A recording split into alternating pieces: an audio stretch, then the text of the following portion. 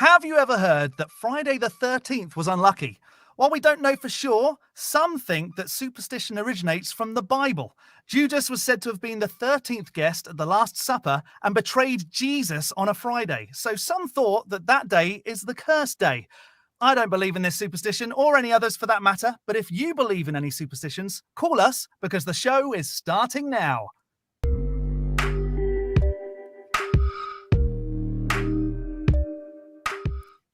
Hello and welcome to another episode of Truth Wanted. I am your host, the British Floating Circle, Jon The Skeptic. This is a live call-in show that happens every single week, Fridays at 7 p.m. Central, where we talk to people about what they believe and why. And if you'd like to call us, you can at 1-512-991-9242 or through your computer at tiny.cc/calltw. Truth Wanted is a product of the atheist community of Austin, a 501c3 non-profit organization dedicated to the promotion of atheism, critical thinking, secular humanism, and the separation of religion and government.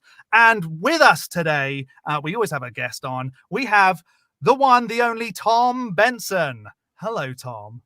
John, thanks for having me. Hey, I'm so glad you're here. I usually like to be the most handsome one on the screen, but I'm going to pass that over to you.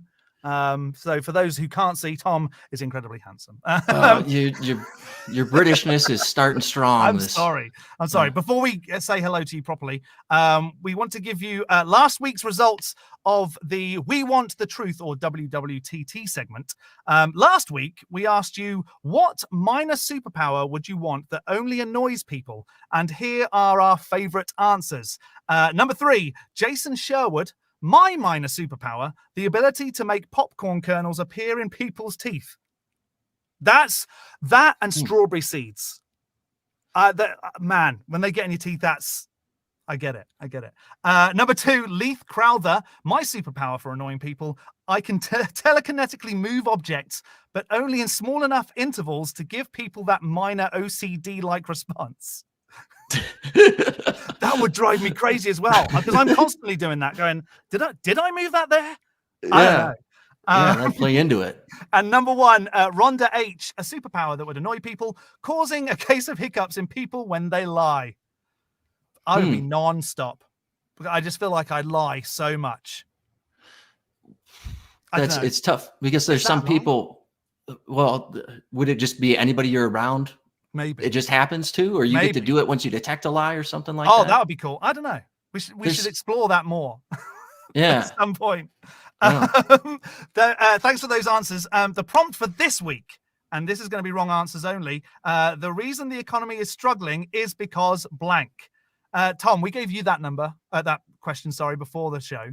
Have you got an answer for it? It's not struggling. Okay. That's it. That's it. That's your answer? Yeah, it's not. I disagree. Oh, wow. Mine would be, I went a little bit more out there. The wrong answers only, the reason the economy is struggling is because crab people. Because have you ever seen SpongeBob? You know, there's Mr. Krabs, how obsessed he is with money. I just assume all crabs and then crab people are that like obsessed with money that they're coming up and they're like creeping up into the bank vaults, taking the money, and people are going, where's all the money gone? And then the economy starts struggling because there's not enough money, you know? Crab people. We're probably going to get flagged by the guys. It's all digital, right? It's not in the banks, John. What are you talking about? Crab people can use the internet, in my head. Yeah, that's quite a head. That's what my wife says. I can't wait to see what the audience comes up with this question. Comment on the video, and your comment may be read out on next week's episode. So just one more time, wrong answers only. The reason the economy is struggling is because blank. There it is. The reason, we got to be realistic about it. Like, struggling in what way is the economy? Maybe because it's a flat earth and the further you get away from the center, like the harder gravity is. And so the economy is fighting against gravity. I'm going for wrong answers only, Tom. You're questioning the verbs of the sentence? I'm doing everything. Let's just mix it up. You're the skeptic. It makes sense. Exactly. There's no wrong answers with wrong answers only, right?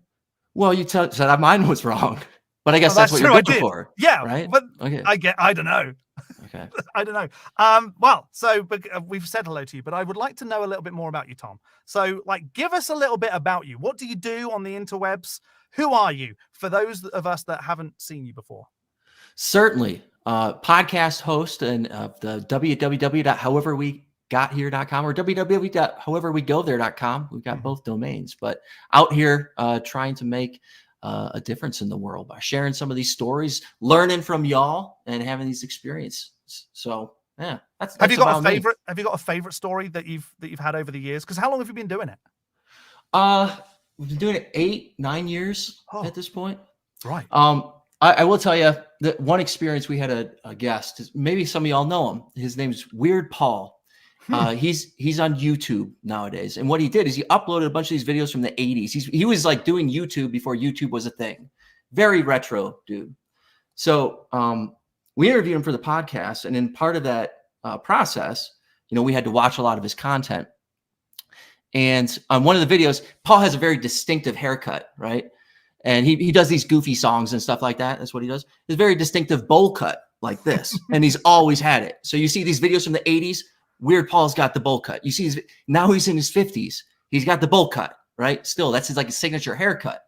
And I saw a comment on what the top comment was like, Paul, keep rocking that hairdo, right? Like just encouraging, which I thought was awesome. Right. And I clicked into the comments to it. And one of the people responding said, no joke. The Anti-Defamation League has this haircut listed as a hate crime. Right? What? Yeah. And so then people below that are going like researching this and going, yeah, oh my goodness. And it's because of the shooting and a while back and the kid. And so anywho, we had to address this with Weird Paul in a more comfortable way. And that was, listen to the episode if you want to understand more about that. Okay. So that's one of the stories that was a great, experience of doing our in-depth research. Nice. Okay. And background wise, so I asked you briefly, like, what is your background? I am an ex-spiritualist. That's where I come from. And I ended up in Bible Belt America, which is very fun. But so you said you're ex-Catholic, right? Mm-hmm. What's it like being an ex-Catholic? Because I need to know what that's like. I have no idea. How is it like where you are, where you're from, where you grew up? Were you like pushed into it hard, and then as you've stepped away, it's like, oh, okay, this is easy, or has it been difficult to step away from religion? Tell me your story. No, I think like most Catholics, you grow up and until you're 18, you're Catholic, and then you leave and you're not anymore. Like you just stop doing the things. But for me, it was like a consideration, a growth period in high school where you start reading and learning about science and literature and like all this stuff and putting together thematic elements. You're like, this doesn't make complete sense for me. But as far as the struggles of going through things, probably mild compared to most people out there, right? We were talking before the show about people who like went through real trauma, in those experiences. So it's like, in the head to some degree, I'm not comparing one to the other, but well, I don't know. We're just babbling at this point. Yeah, I don't know what it's like. I don't know what it's like to do anything other than what I've had experienced. Sure, that's fair. And I seem like around here, there's quite a few Catholics in the town that I live in, or ex-Catholics, and it just seems like it's very, you don't believe in a God? Okay. It's a very it seems like a very lukewarm kind of, we'll let you come and sit in our bath with us. I don't know why I said come and sit in a bath with us. That was I'm curious. Most people maybe think that someone like you or me is going out into public and we're like checking out the cash and they're like, do you need any help? And we're like, God's not real. Yeah, right. But we're not usually. I don't say that very, very often. I say it on Facebook when I'm talking to people and they're like, oh, you shouldn't be an atheist because this is what the Bible says. And I'm like, well, I don't really believe. That's the only time I'm like, God isn't something I believe in. But when I'm walking around day to day, I see license plates within God We Trust. And I'm like, oh, okay. It doesn't change anything for me. Or, oh, the money has in God We Trust. Great. What they should say is in Giraffe We Trust. Those, let's change it to stuff like that. But yeah, it seems like a very accepting religion, the Catholics.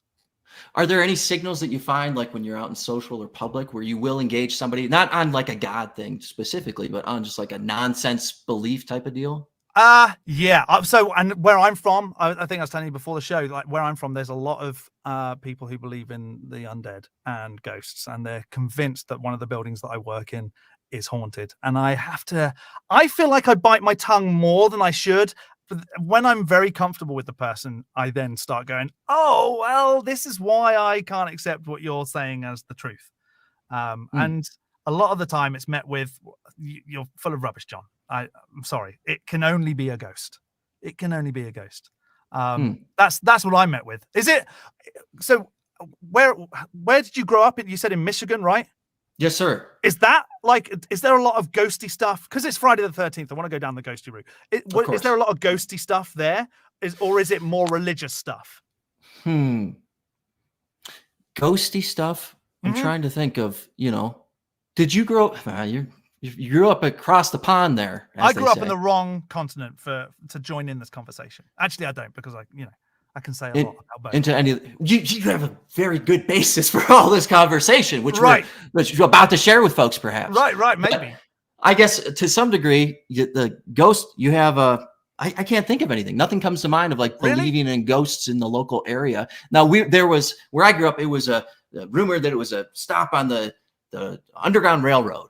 Right. Oh. They used to stop here. So there's a very old cemetery, like, oh yeah, it was 1700s and stuff like that. So the graveyard matches up and these houses and all that. I don't know how much truth there is to that lore. There's a house actually in the small town that I live in that was apparently on the Underground Railroad. And I know the owners of the house, and they've said they've looked everywhere and they can't find anything.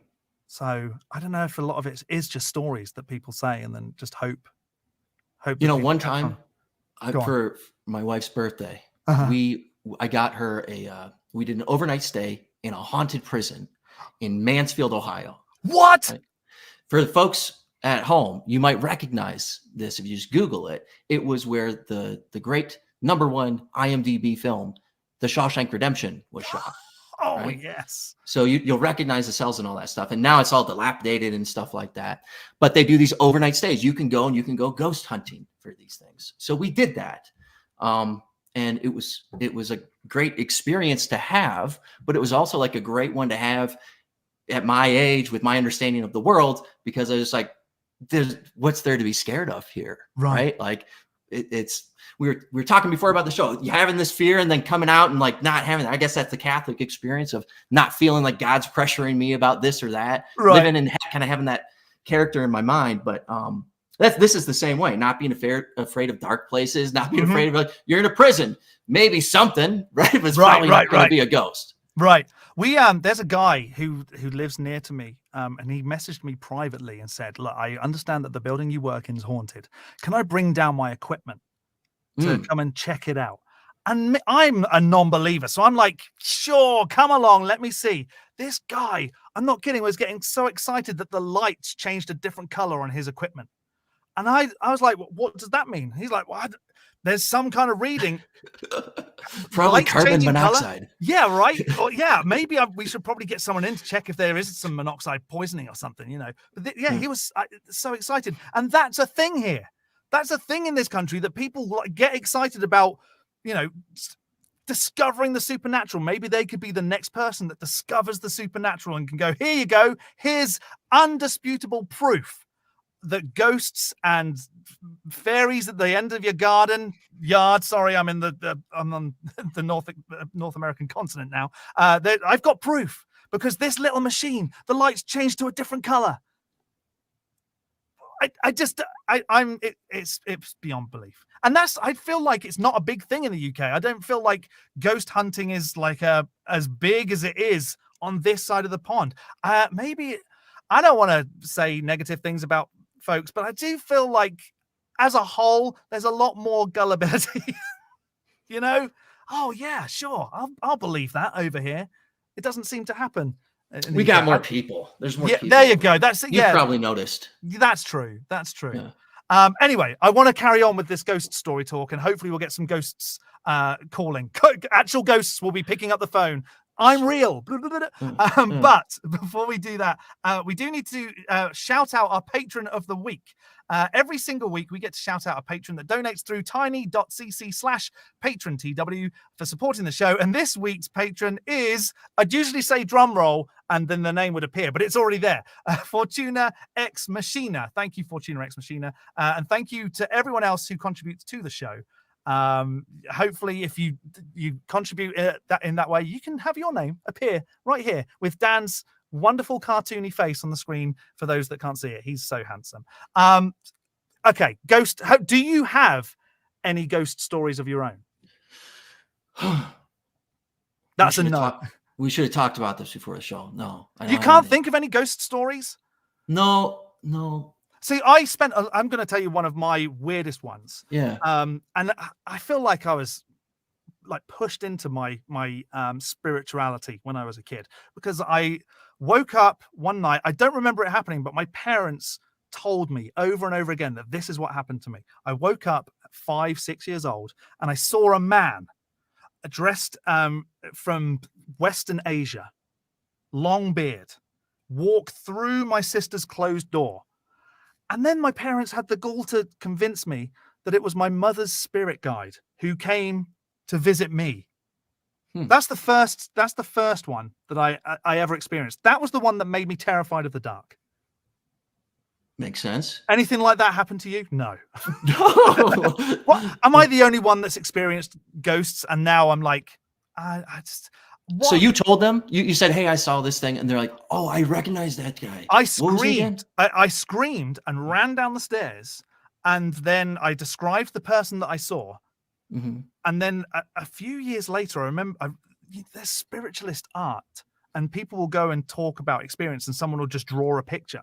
And there was a man that was drawn. And it was the man that I saw walking through the door. But I don't know the timeline. Did it happen before I saw the ghost, or did I see the picture first and then like hallucinate in a state of semi-awake, semi-sleepiness at 5/6 years old, and then describe the thing that I saw because I was remembering? The timeline's always very hazy there. I don't know if my parents are just going, no, that's what happened, because they don't want the story to not make sense. You know? Yeah. Seems strange, the reaction of like, no, that's real. Yeah, right. You can speak to dead people. You see dead people, John. Oh, great. Thanks, parents. Yeah. And then I spent like a lot of my life up until I was about early 20s hearing the voices of dead people. Or so I thought. And my folks would say, oh, you can converse with the dead. Your grandmother was able to speak to the dead through a crystal ball. She was a clairvoyant. You are clearly a clairaudient. I wish they just said, John, you need to go and get some therapy. There's something not quite right there. Yeah. There's all I mean, not to bring up the good book again, but there's the rule about how you treat your parents. I think there should be a rule go the other way. Because in that case, that's just an easily preventable thing. Like, oh, no, sorry, that's nonsense, and we're going to help you through this. You know, instead of validating that you're seeing these ghosts out there. Right. I'm curious, what happened at the end? Of which one? When you were seeing these ghosts? Oh, like, at any point did you ever consider going like, I'm seeing something from Grandma? It's about the trust. Oh, yeah, no, it's about me. One time, whilst I was still a believer in the supernatural, not of a god, I had a dream. And my grandmother came to me in this dream and had a message for my mother. And the message was, I'm proud of you. What kind of a message is that? Like, that's what a parent would say to their child anyway, right? And did it mean something to her? Yeah. Well, yeah, but my grandmother had been dead for like 8 or 9 years at this point. And my grandmother didn't look like my grandmother in my dream either. So that's weird. Time changes everybody. Yeah, right. She'd been especially gone for a while. You're dead. I just forgotten what she'd looked like, maybe. Yeah. And so I got to around sort of 21, 22 years of age which is a very long time ago now because some of us are getting on. There's gray hairs. For those that can't see, I have gray in my beard. And I decided, you know what? I really want to become a medium so that I can share my gift, because I keep hearing these people talk to me. I can share my gift with the world. And that was then my journey to deconversion, because when you start researching how to genuinely talk to dead people, you discover a lot about how rubbish it is, how much nonsense is really there. So you got like the whatever for dummies. Yeah, I started going through, which is it's called Google back in like the early 2000s. That's are they blatant about it, or are you just like, this doesn't, that wasn't what I was looking for in that book. That's kind of weird. It wasn't even Google, it was Yahoo back then, wasn't it? It wasn't, because Google didn't exist at that point. But Jeeves. Yeah, oh, do you remember that? Yeah. I wonder what Jeeves is doing now. We should ask ChatGPT what Jeeves is doing now on Friday the 13th. Get the fact checker on that. Yeah, right. But yeah, so it was like a steady decline. And then I just started, you know how atheistic people generally, when they stop believing in a God, they go through an angry stage. I never had that about a God, but I did about dead people. Yeah. What happened? I went on a rampage of telling everyone how stupid it was to believe in stuff. And now I understand that people need belief in things. And so, I've taken a step back and I'm like, okay, you can believe what you want as long as there's a good reason. And now I'm there. I'm like, give me the good reason. I might believe in it too. Yeah. Which is a great reason to call into the show and tell us what you believe.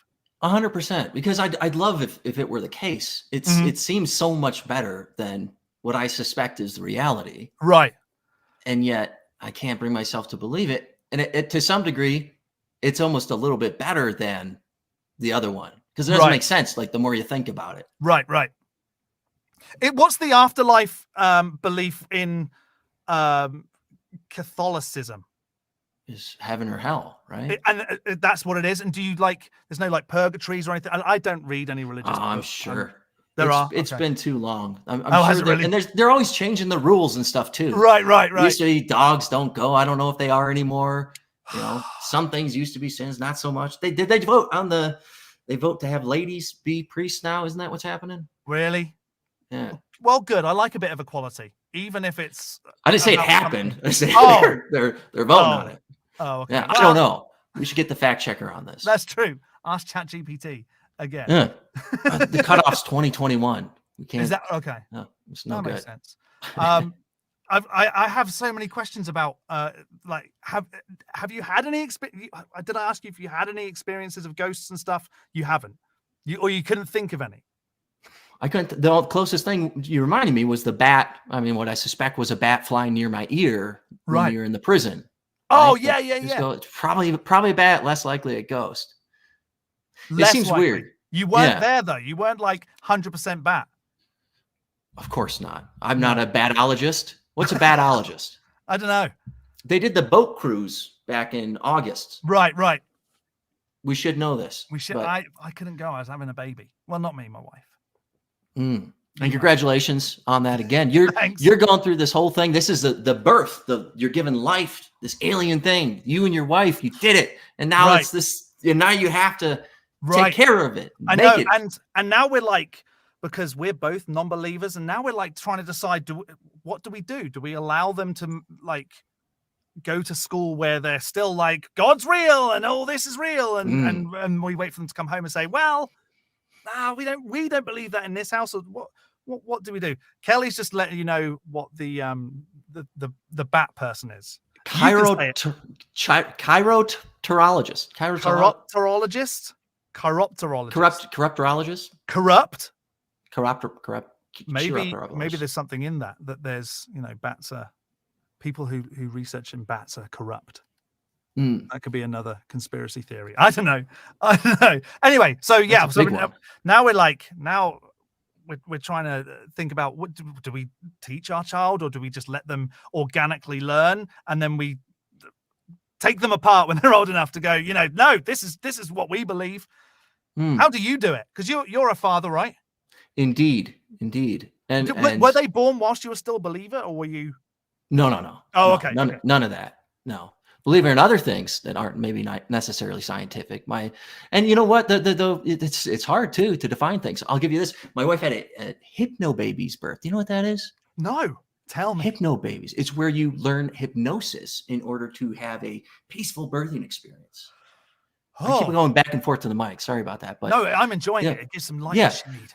So it's like a whole, I think 6, 7, 8 month thing where you have to learn these skills. You're practicing it every day, and no fooling, there's actually a lot of scientific rigor behind hypnosis as a means to do different things, including things like surgery, right? Like people are getting certain surgeries without any medication that you would traditionally use it for because of hypnosis. So we apply that to childbirth here, and no fooling, it kind of worked. It wasn't 100% like, well, bam, but it was, it kind of worked. Did your wife just think she was like a pumpkin or something while she was being given birth? It's like, is that how it works? Like, you're gonna just look into my eyes and you're gonna. What do you think hypnosis is? Well, the only ones I see is like when people pretend they're like a witch and they can't see a car.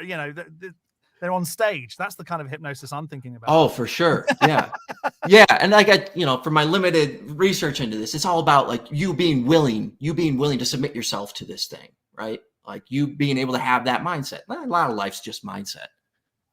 I feel like it is, right? We just need to tap into it.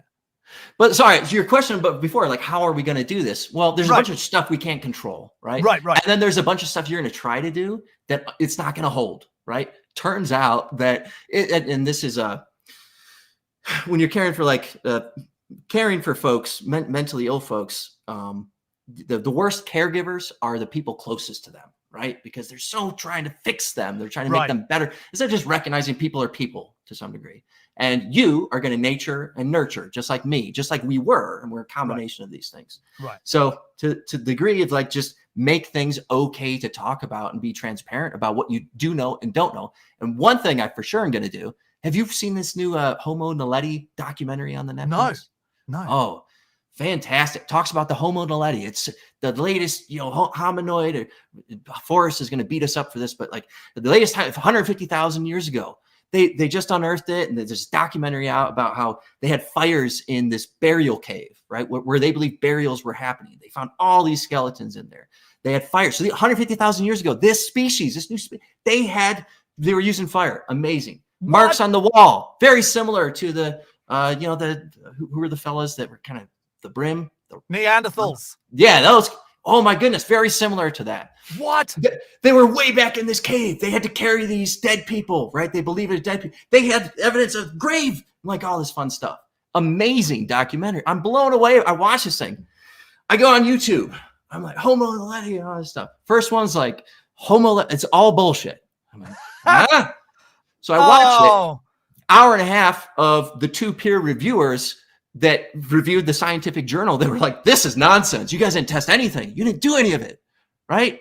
All of this is nonsense. It's interesting stuff. And that's the point. Like the truth is actually more interesting if you apply scientific rigor to get to the truth. Right, that's not what they were doing here. They were fast tracking the whole thing. So it's a big controversy out there. And I don't know much about anthropology or whatever. Archaeology, combination, I guess. Both, yeah. Yeah. I just like those weird alien bodies that turned up. Was it last month? I was like, oh look, we just found these 2 weird alien bodies, and they've come from space and they were buried 600 years ago or however long it was.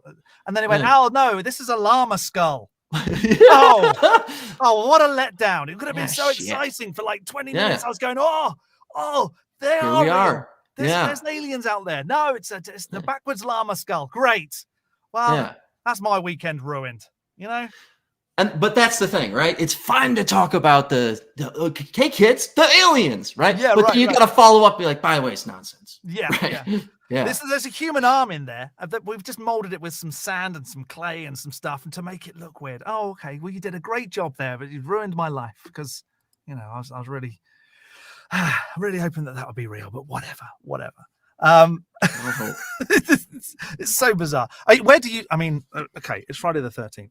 Where do you stand? Where do you stand on the alien stuff? Are you a believer in the alien stuff? Are you like, where are you, Tom?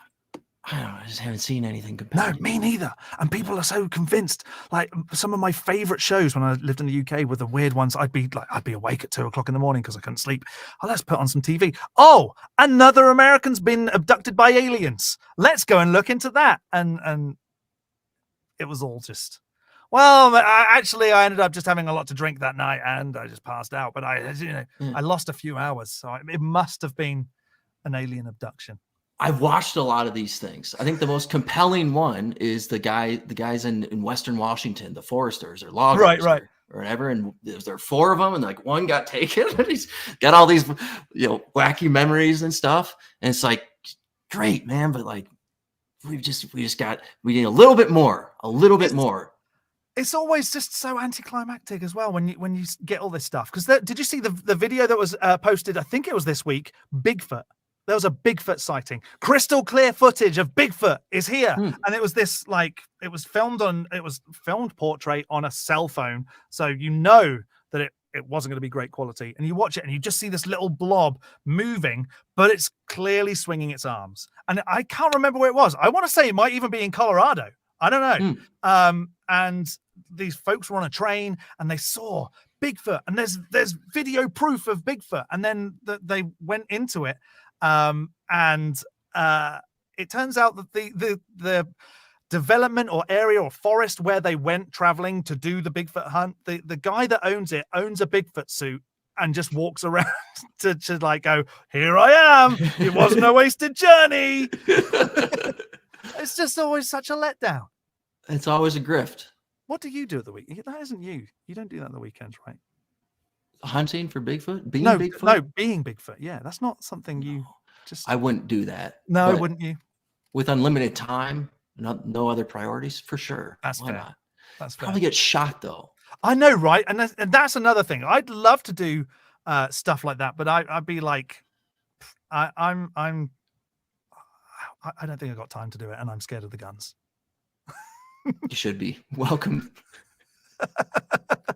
We have got some folks. We've got some folks in the line, in the call line. So we will be taking some calls very soon. But I do just want to talk about some more ghostly stuff before we take them. You've done some ghost hunts, or you did one, and it was in a prison. Yeah. What was the most like?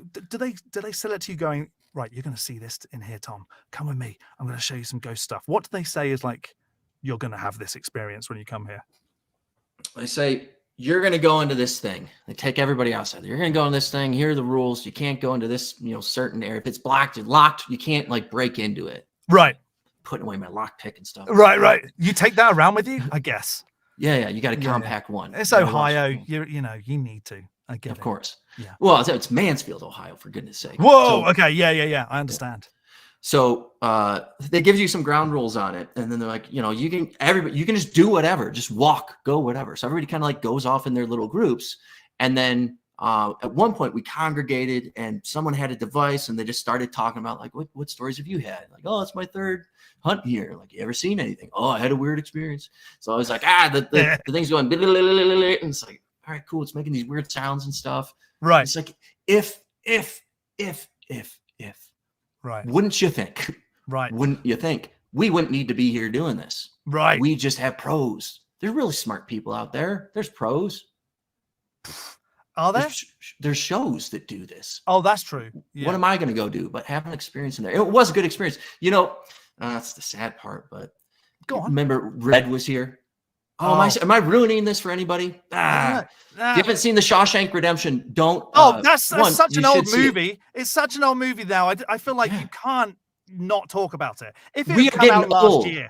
John, there's people now who we talk to and we think that like we have some shared commonality in the TV shows and the movies and all that. It's not there.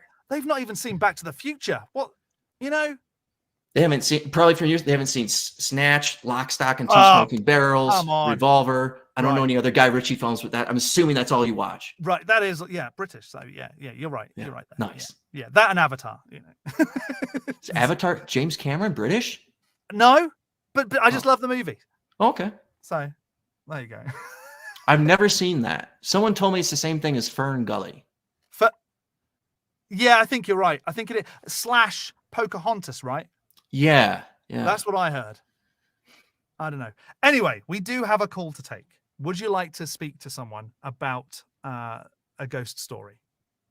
Is it theirs? I hope so. I hope so. Right. We've got Jon, the allegedly human, with a ghost story. Hi, Jon. It's Jon and Tom. Hey, John, how are you doing? Doing great. How are you doing? I'm doing well. Yeah, you were talking about theater ghost stories. I have one. I actually experienced this one. I don't believe in the supernatural, but it was a little spooky at the time. So I used to work as a saloon keeper at a melodrama theater in California. And one of the legends they had was that the lead actor who played the villain in one of the plays, the Snidely Whiplash type of guy, he was coming to opening night and got in a motorcycle wreck and was killed. So as we were discussing ghost stories in the saloon after the show, someone says, we probably shouldn't talk about it because, something, they might decide to do something. And at that very moment, a mirror that was on the wall fell, crashed, and broke on the floor. And so everybody thought that was the ghost. And so that was pretty cool. And of course he was, people have seen this guy dressed up in a, semi tuxedo with a top hat and a mustache wandering around the theater, especially the green room. So it was pretty hilarious. So I even caught a glimpse of him once. So that power of suggestion is really, really, really strong.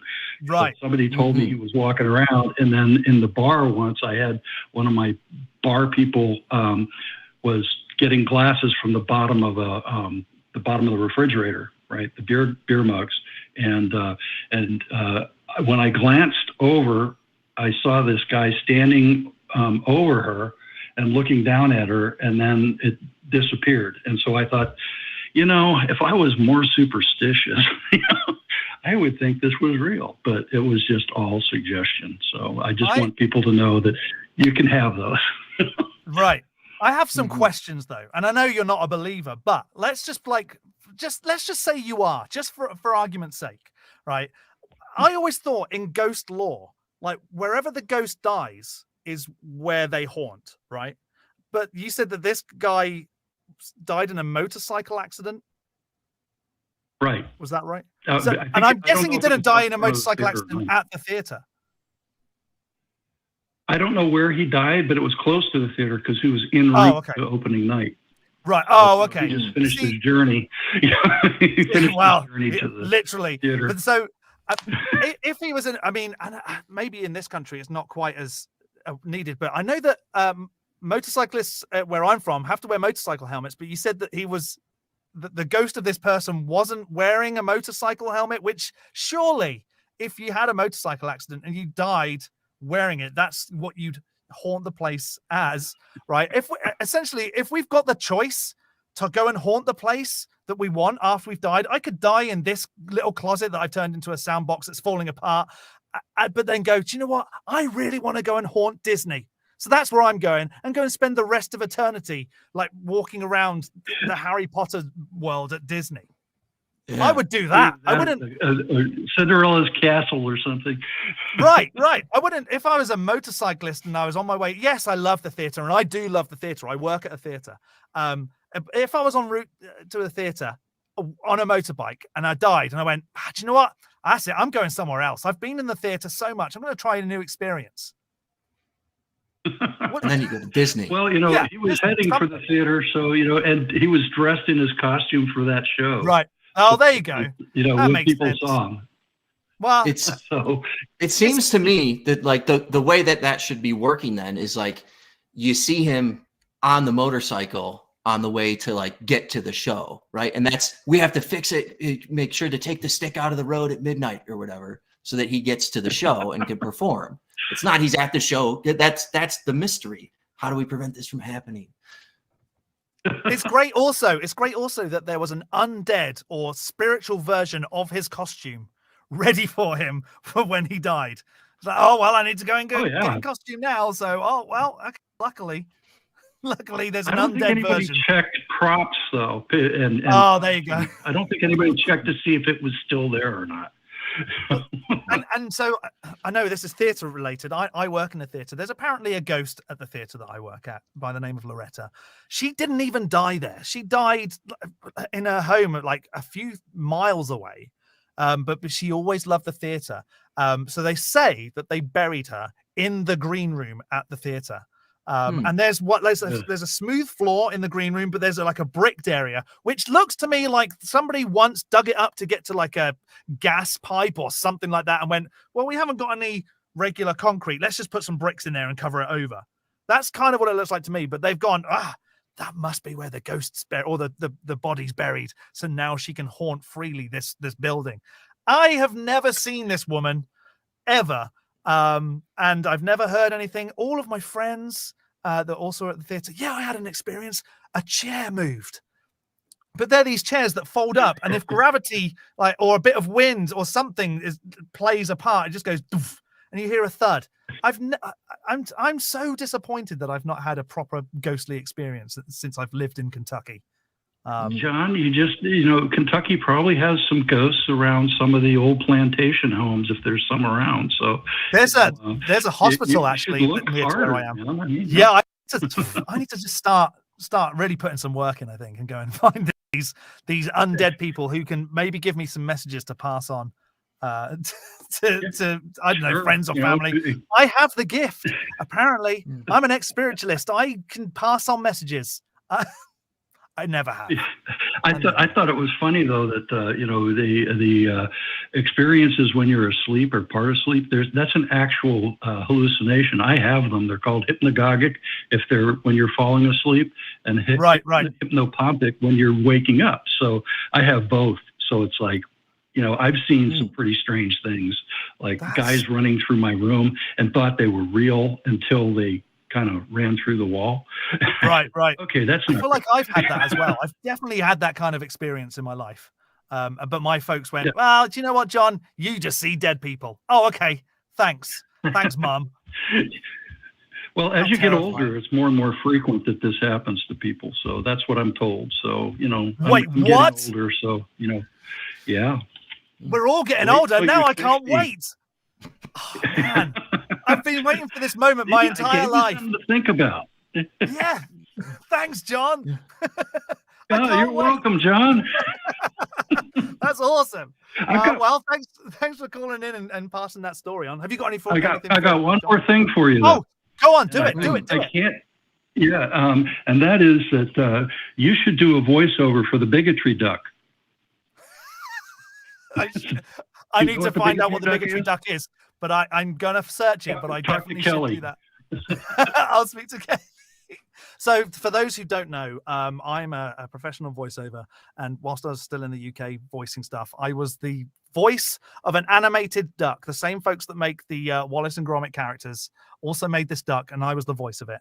And we're all having a great time at my expense for me being the voice of an animated duck. And I had a great time. I'll speak to Kelly after the show and then see about giving the bigotry duck a voice. Yep. I feel like if it was, I'm hoping that this duck is very anti-bigotry and not one that promotes. What kind of duck is this? But I want to give it an anti-bigotry duck. Yeah, that's good. I wanted to make sure. I don't want to sign up for something that I'm not for. So yeah, as long as it's an anti-bigotry duck, I'm there. I'll give him a voice. You can see the duck actually on nonprofits once in a while. Okay. Plug there. There you go. Right, I'm going in. Well, we appreciate that, John. Thank you for sharing that. I like you, still a non-believer, but I like the story. I think it's fair to point out too. Thank you, John. Cheers, John. What were you gonna say? Thank you, John. I just like your point about the consistency of the ghosts, right? Because if you choose Disney World, I would love that world. Right. There's a ghost on this ride. It's like, who's the ghost? It's like John. Yeah. It's like, what happened? He's like, oh, I just like Disney World. Yeah. Did he die here? No. He's here. No. He died in Kentucky. Just likes it. Yeah. Just really wanted to go to Disney World. You see that cart right there? That's full of dead people, right? They just fucking come here. We can't get rid of them. surely you couldn't have 400 dead people on one ride though, because do dead people see each other as well? I don't know. Like, you'd be sitting on the same seat as another dead person. You'd have to take a ticket, right? I don't know. It depends if they're all involved in the same scheme to make sure that we got to get there by midnight. He'd have to be there earlier, probably like 6 or something. Right. But ghosts can't appear in the daytime, right? They have to appear. It's either dark or foggy. Yeah. And if it's both, then well, you better hope it's Friday the 13th. You're going to see some stuff. My goodness.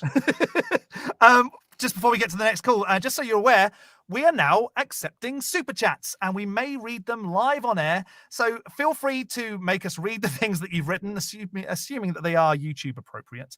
If you'd like to support the show, you can do so by donating to our Patreon at tiny.cc/PatreonTW. There's a couple of different tiers there and you can get your name shouted out during the show if you donate on there. And you can also support the show by becoming a member and you get emojis in the chat. Your name gets highlighted in the chat and you'll be immune to the slow mode, which is one of my least favorite things, all for as little as 99 cents per month. And just for those who can't see, one of the emojis features me with my hand shocked on my face. I'm so it took so long for that to appear and I'm so happy. It's like, that's made my day. It's the only reason. Yeah. I joined the ACA. And that. Yeah. Wallace and Gromit gone. I'm like, happy. I've made it now because you will find my dead spirit riding Disneyland, like my hands on my face, because I'm so happy about that emoji. You know, you probably won't, but no. Well, maybe we can. Yeah, I'd love it if that were the case. Me too. But don't die anytime soon. No, I'm hoping not. My son's only just been born, so I want to spend a bit of time with him. We do have another call. We've got Albert. Pronouns are he, him, in Texas. Believes in the existence of spirits. Now, I'm going to guess that it's like spectral spirits, not like whiskey and gin and all that. Hi, Albert. Welcome. Good clarification. Yeah, I just wanted to double check. Hello. How's it going, Albert? Good. How about you? Doing good, thank you. What have you got for us? You believe in the existence of spirits? Yeah. So as I was listening to John's experience and also the previous callers, I'm wondering what would discredit those experiences if so many people seem to have them? Well, I mean, you'd have to look at the experiences themselves and see if they all are exactly the same. Because I feel like if there are slight deviations, then that could just be that someone's listened to a story and gone, "Oh, I had that experience too," and they're just parroting what they've already heard. They always say that the plural of anecdote is not data. So I don't know. I don't know what would convince me. What would convince you, Tom, of some of these stories? I mean, that's the eternal question, right? Right. Would even a personal experience? How would I know if I had a personal experience that I'm not hallucinating like John was talking about? Like he just said, I don't believe this, by the way, because I know that there can be hallucinations of the mind. And I don't mean that in like no, you're hallucinating, but I do mean that the mind can hallucinate these things. And it does fill in a lot of gaps. We know, if your brain can't fathom something, it goes, "Oh, let me just fix that for you, so it's not so crazy up here." And we do have a lot of evidence for that. Right. But you say, do you have any evidence of spirits existing, or are you just in the position, Albert, that you just believe? Well, I wouldn't take the position that I just believe because that'd be blind faith, but.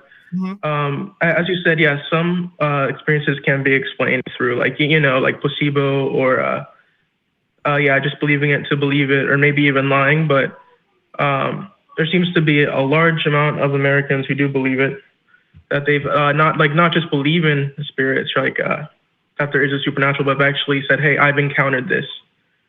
So why would we explain all those experiences away under the category of either they're hallucinating or schizophrenic? Or you'd have to go on a case by case. The benefit of the doubt. There's no way to get that proof that you want. Do you have an experience that you'd like to share?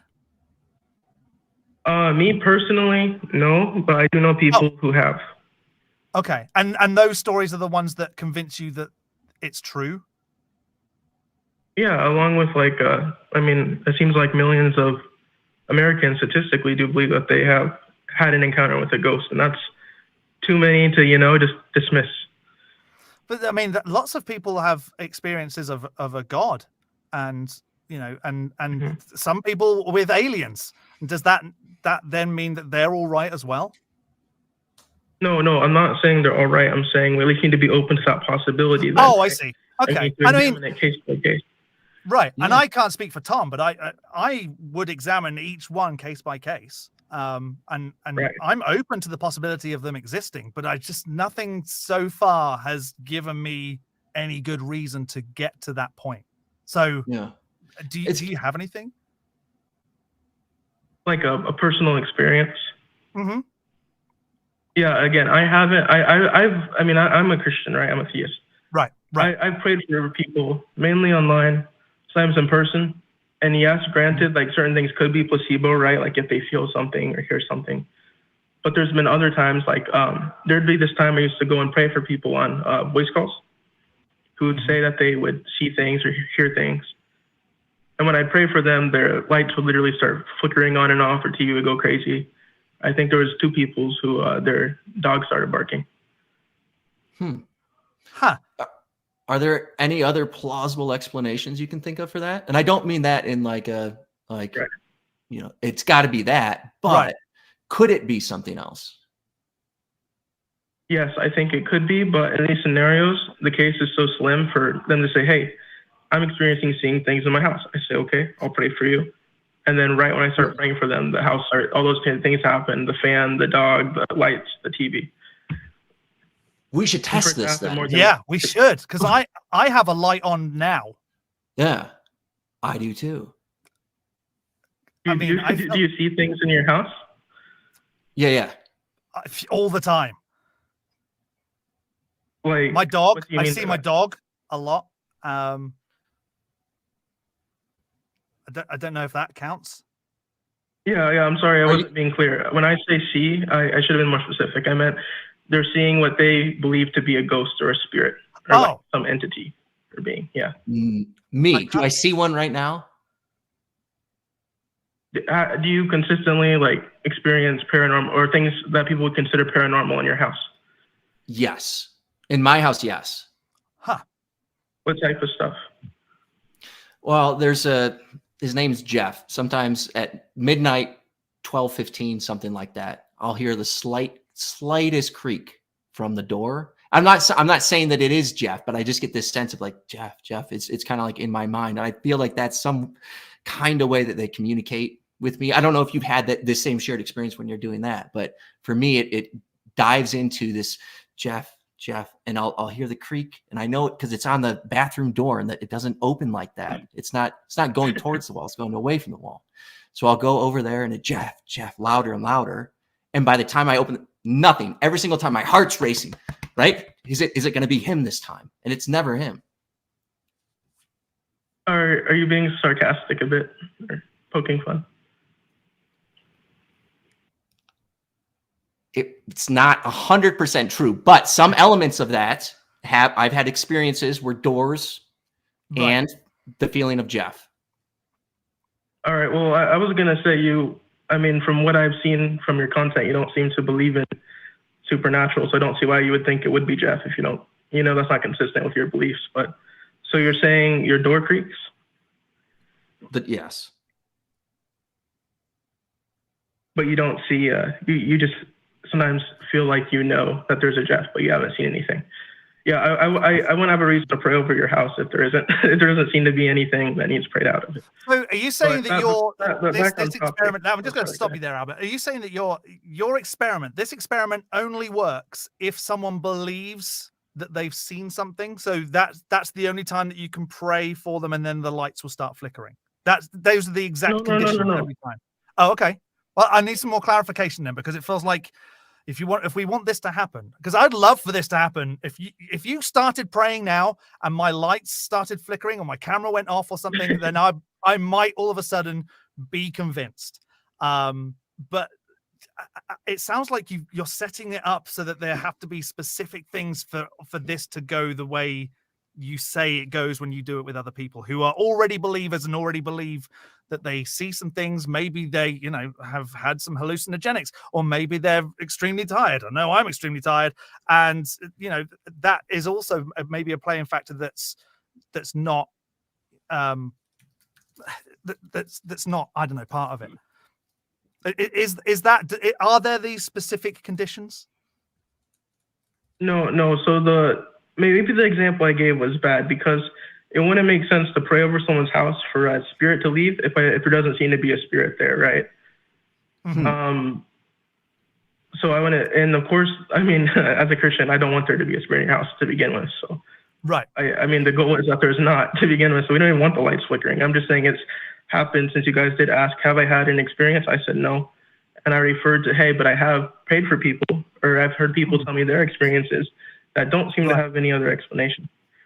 Well, hold on. I thought you were saying that like you're on the phone with them. Is it FaceTime? And like all the stuff starts going haywire? Yeah. So you're watching this and they're like, look at this, it's happening. You're finally, 3 more clicks of the light switch and this ghost is out of here. Right? We're back, Albert. Help. But, and also, you did say that like a few moments ago, and I don't want to sound like I'm putting words in your mouth, but it did sound like you did say that there could be another explanation for it. And then in your last sentence, you said there's no other explanation for it. So which one is it? There's no other explanation that seems plausible or reasonable. Besides, so if there doesn't seem to be a natural explanation, it makes sense that there's one that isn't natural. So let's just pick it apart because you mentioned 3 things. You mentioned lights flickering, you mentioned dogs barking, and you mentioned I can't remember the third one. I'm sorry. It was definitely dogs barking and lights flickering, right? What was the other one? Yeah. Their fan started just spinning. The fan starts spinning, right? So let's just, for argument's sake, let's just go back. Why do lights flicker sometimes? Even without prayer going on, why do lights flicker? Do light bulbs eventually reach the end of their life and start going, I'm done with this. I'm just gonna turn myself off for 1 second, just have a break. Oh, I'm back again. I feel like that's what my lights do a lot of the time. Could it have been coincidentally each time you did these 2 or 3 prayers that the lights had reached the end of their lifetime? Kind of just, I kind of see where you're going with this. So yes, the light shortages can happen or hit the end of their life. A dog can start barking randomly. Yes, all these factors could happen. But what I'm saying is the timing of it.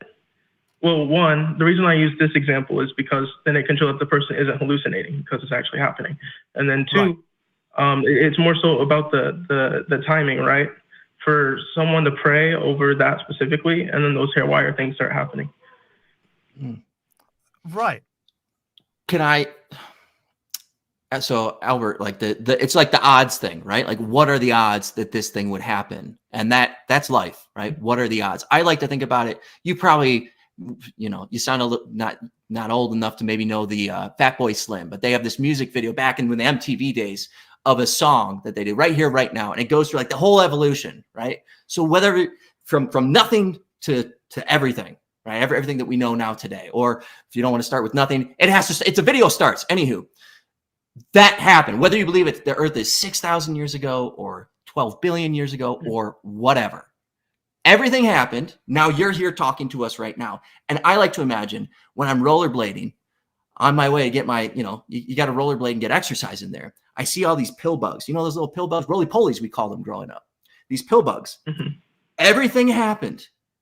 Thousands of years or billions of years, everything happened. And one of those as I'm skating my right skate, shoot, right between the wheels, that roly-poly goes, perfectly safe and fine. What are the odds that roly-poly would have made it crossing the path? And I come with my skate, and instead of crushing them, goes right through the 2 parts. Why was I going to break at that point? He would have killed, or she. But it didn't happen.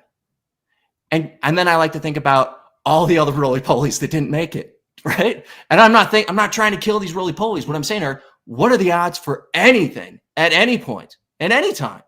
You're talking to us right now. What are the odds? I wasn't supposed to be here. Now I'm here.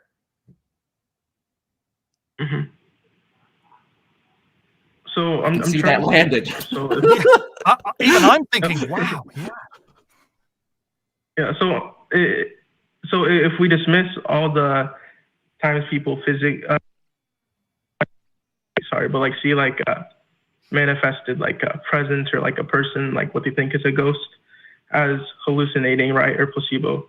And then we see physical, like things in the physical realm moving or changing or like all happening at a really odd time. That rules out like everything. So how are you gonna ever find the truth that you want on this if you have no basis? You know, you have nothing that could support it since you're ruling it all out. But if something's starting to manifest in the physical world, that would then mean, surely, and correct me if I'm wrong, but that it's then demonstrable. If it's manifesting physically, you can then go, here's this physical thing. I can now prove to you that this is happening because it's now physical. Right? It's no longer supernatural. It's become a real thing. I can now prove it to you. Why isn't that happening? Why haven't people like physically like felt something? But so is that a physical thing, or is that then becoming more of a mental thing where your brain's just playing tricks on you again? You're going, oh, I felt something. I'm 40 years old. I have felt things plenty of times, and you know, muscles twinge and you know, air hits you in certain ways and it feels like touch. You know, Albert, John used to talk to dead people all the time. We work through. I mean, yeah, if it's physical, you feel it. You feel through your senses. I mean, how else would you feel it? Right. Something physical. But it's gotta stay there. You gotta do something. It's not necessarily that wouldn't refute anything. And we were talking about. Thankfully, there are some very intelligent people that work on this show. So, what you were talking about earlier was Littlewood's law. Thanks, Kelly, for this. So I'm going to tell you what the exact wording that's written down here. Littlewood's law states that a person can expect to experience events with odds of 1 in a million at the rate of about once per month. Does that not then go, hang on, coincidence? It happens. All right, I see what you're saying, and that can happen some of the time. So I'm just gonna scrap all that. Okay, so what evidence do you need then? Like what could I provide or learn so I can figure out if there is any for it? I don't know. I don't think there's any. I don't know what would convince me until it convinces me. I don't know how I can be any more specific with that. But I was really intrigued by your whole praying and things happening. You've said it's happened a few times, and I would love for, like, if you were to pray now and things were to happen, that might convince me. Again, I don't think you have a spirit in your house. I mean, I wouldn't mind praying on call, like briefly, but what about my house? Yeah. Yeah. Do we have to be in the property? Because so I can't help you stop. Listen, I don't believe, but when I'm walking through the theater that people say is haunted, I get it. Like, you know, when you feel your spine and the hairs on the back of your neck just go, whoa, I get that a lot when I'm walking through the theater. So do I have to be in the building for you to then pray for the things to happen? Does it affect it if I'm not in the building? Yeah. It does affect it. No, it doesn't affect it. Oh, okay. Well, then, okay. I have experiences when I'm in the theater by myself, where I feel like, oh, something's watching me or something's past me or something. I don't believe that it is a spirit, but like, if there's something you could do to help me, like, get past, you know, that feeling, would you doing that then mean that my lights start to flicker now? Look, I was not saying that some things can't be explained naturally or just as a personal feeling or a subjective experience. My whole argument was that so many people are experiencing it and so many of them align that I don't think it's good to put it under an umbrella as all either faking or placebo or, you know, being able to be explained in that way. Does it concern you at all that, like, you're right, people have this shared experience across the globe, right? Not just here, and yet they choose to label those experiences with a different flavor, kind of depending on the geography that they're born in for the most part? Like, how do you contend with that? Yeah, that and people have all these different. Yeah, I don't think. Sorry, I didn't mean to cut you off. No. I'm just saying, how do you reason through that? Yeah. So just because we call it different things doesn't mean it's not there. Do you know what I mean? So they might perceive it different or name it different, but if it's the same thing, you know, that it doesn't refute it. But they're mutually, many of them are mutually exclusive here, right? I could call it a ghost. Yeah. Sure, but these ideas are mutually exclusive to cultures, right? You believe, I am assuming, in a Christian God and Jesus and all that fun stuff, with the same amount of tenacity and confidence as a Muslim believes in Islam and the Quran and Muhammad. So, like, how do you reconcile these things? This person, it believes those things because Muhammad spoke to him, like. And on your case, I'm assuming God has talked to you to some degree. Well, shoot darn it, which one of us is right? Because what happens afterwards is not good if I'm wrong. Yeah. So the view that I'm holding, all of that would actually be consistent with it, because I'm not saying my God, my spirit is the only one, right? If there's these invisible entities, then of course, what they perceive as a God can speak to them and so on. But if they're invisible, how do you know that they're there? So that's how I did that. Sorry? If they're invisible, because things that are invisible we can't see, right? How do you know that it's there if it's invisible and you can't see? Rather than you just like maybe think. Again, that's what I meant by so when something manifests, right? So you physically see it, it makes itself known when it originally so it's no longer invisible. Or you hear it. Right. Right. I'm going to just flip. I've got one more question for you before we let you go. So you asked us, what would convince you? What would convince you that it actually it is all natural? I guess I'd have to go case by case and find out it's all natural. But until then, I mean, it'd be a false assumption. I mean, it's working from two different perspectives and worldviews. I get that. But. Okay. So what I'm hearing is you'd go case by case, but until then, you see too many collected for it to not be supernatural. Is that just like? We have to go off the consistent experiences. Okay, so you group them together to go, this is supernatural, but then go case by case to say, do I believe this one or not? Well, if even one doesn't have a natural explanation, that automatically proves that there is something more than the natural. Now, how does it? But for you to prove that all is natural, you'd have to go case by case. Right. So that's what would convince me. So you're saying that if something can't be proved naturally, that automatically means that it's supernatural. I understand that history advances, right, in science and knowledge. So there can be something that we find out later on that we don't know yet. But I'm not going to make that assumption. If all these millions of people are saying, hey, like sleep paralysis, how it's worldwide, it's national. Okay, so what I'm hearing is until you can discover a naturalistic reason for it, you're just going to go with, okay, well, I'm going to just say this is supernatural until I can find out otherwise. You either do one or the other. If there doesn't seem to be a plausible natural explanation, then I want to conclude it's natural. Absolutely. Why wouldn't you just say, I don't know why that happened. Let's keep researching until we find out, rather than going, I'm going to answer this as this, and then I'm done with it. I think that's what it comes down to. Is we John and I, we kind of like live in this uncomfortable. Go. What are you saying, Tom? Sorry, Albert. I was saying, like, we live in this uncomfortable place. Like you're saying, there's two choices. We have to believe natural or supernatural. Mm-hmm. And I think John and I both we suspect it's natural, but we don't know. So we kind of live in this uncomfortable. I don't know. Maybe. Nah, I haven't seen anything. Right. Ghosts. We're open to it. Give us the evidence, and maybe we can get somewhere. Right now, I'm not seeing it. The lights are flickering and stuff like that. You asked what you should do. My suggestion: find, just like what John did, to figure out how he could harness the power of talking to dead people. Right. He went and did his research. He tried to find, how do I learn this talent? How do I manifest it better? That's what you should do. If you're flickering lights and getting rid of demons and rodents starts getting out of the house, go get yourself aligned with a group of people who also do this and figure out how you can harness that power and use it for good.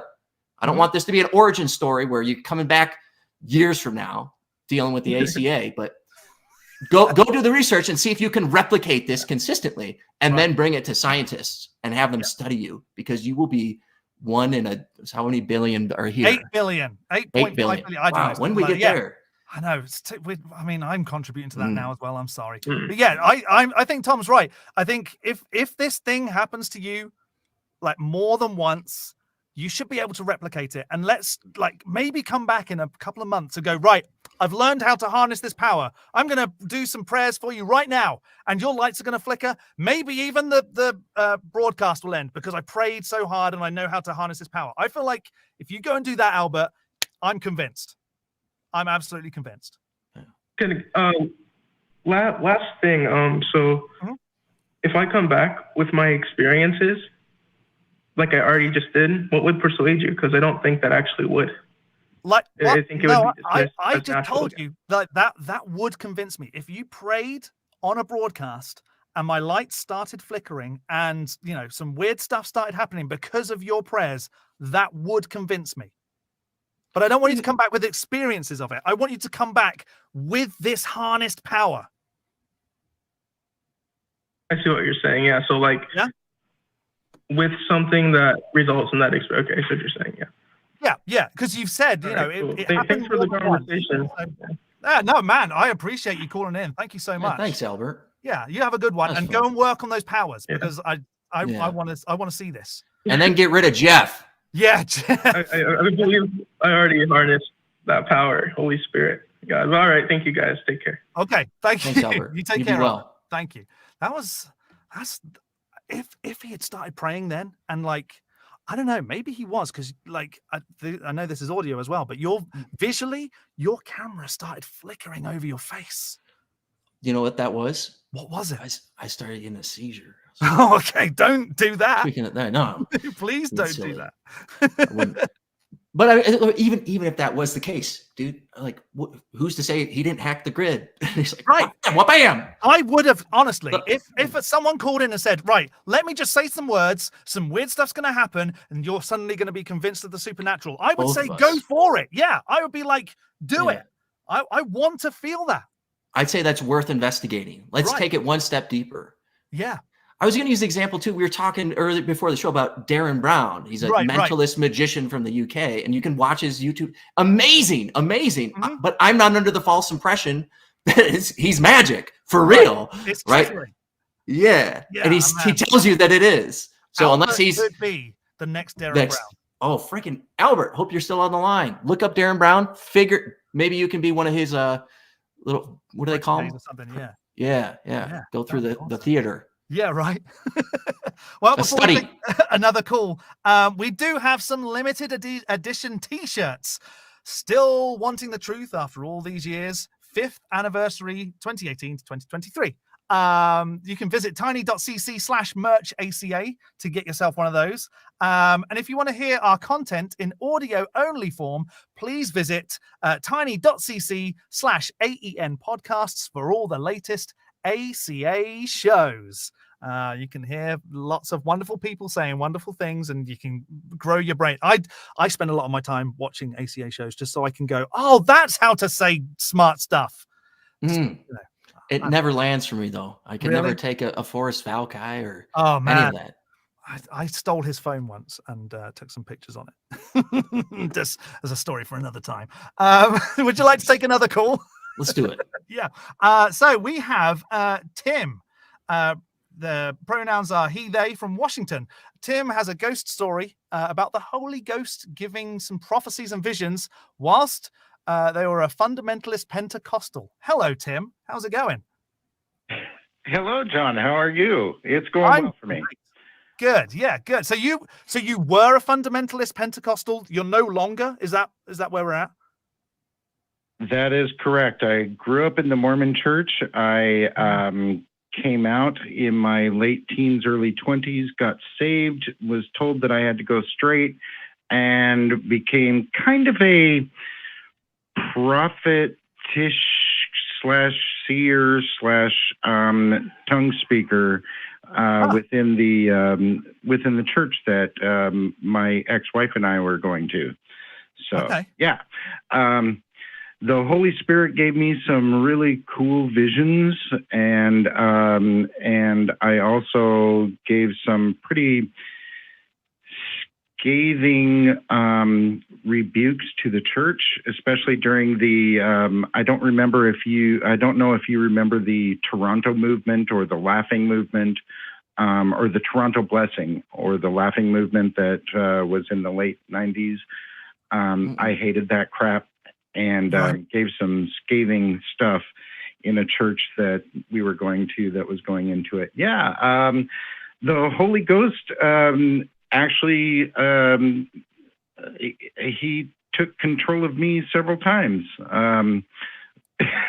during my time of being a youth minister and all of that. So hang on, are you now a non-believer? So you felt like at the time you believed this stuff, but now you don't? Or do you still believe that the Holy Ghost did all this and you're like, yep, definitely a supernatural experience? Oh, I am definitely a non-believer. I am, when I realized that God wasn't making me straight and that I was going to be gay for the rest of my life, and that I was only making my ex-wife's life miserable, as well as my own, but especially hers. It's like, you know what? I don't think that. That's when I began my deconversion, and I realized, wait, it was a process, but I did go through this process, and I went from fundamentalist Pentecostal clear into even being a Wiccan with Druid in Druidry, and now just decided, you know what? There is really no such thing as spirituality and all of that stuff. When I was a fundamentalist and I was seeing visions of a dove flying out of a burning Bible with water lapping up to it, was pretty much part of mass hysteria that happens with everyone who is a fundamentalist Pentecostal, I think. I think that's a secret to some of these churches, is that it's all about mass hysteria. It's about, repeating the music and making the music there and repeating the words, and, it's a psychological play. And I was part of that. I truly believe that the Holy Ghost took hold of me and gave me the words in tongues, and I spoke the tongues. And sometimes I even interpreted the tongues of someone else who spoke. Yeah, I was completely believing that all of that was true. That's a lot. And so now you have like a naturalistic explanation for all this, right? I mean, the naturalistic explanation, as far as I know, and of course I'm not a psychologist or a psychiatrist or any of that, but it seems to be pretty much mass hysteria. That's why these weird things happen within groups. That's why we had the Toronto Blessing, and that's why we have all of these healings with people falling down under the power of the Holy Ghost, being slain in the spirit, as they say, in that realm. It's mass hysteria. It's wow. It's. I've got a question, and I don't want to be like, I don't want this to sound offensive, but did the Holy Ghost ever give you a prophecy about your relationship with your ex-wife? Because I feel like that one would have helped.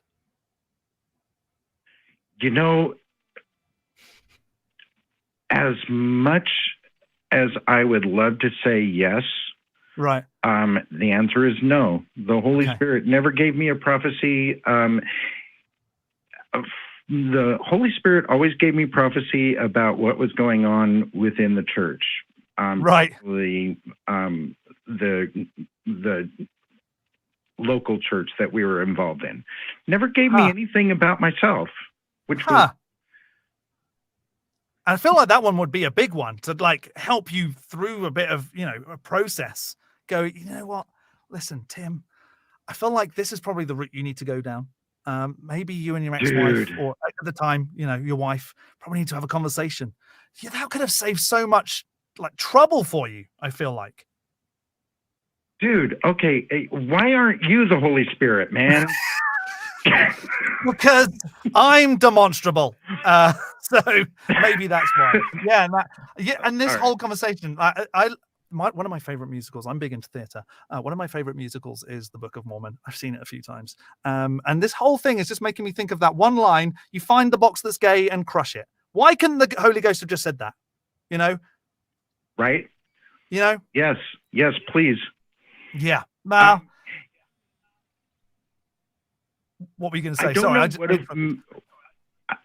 don't know what would have made my life easier. Would my life have been easier if I'd have just said, you know what, if God wants me to be different than who I am, then fuck God. Right. Or would it be easier if God is real and actually did change me and helped me to crush that gay box? Mm-hmm. What would have made it easier? Right. Because I know that I'm dealing with some PTSD because of all of this, right? Mm-hmm. Because I had to literally shove myself down for almost 20 years. And, that was not easy. And then even worse, I had to lie to my ex-wife before we divorced for several years because I was stepping out on her. Thankfully, it didn't result in any children. Right. But I was still stepping out on her. I was still going against my vows of marriage to her.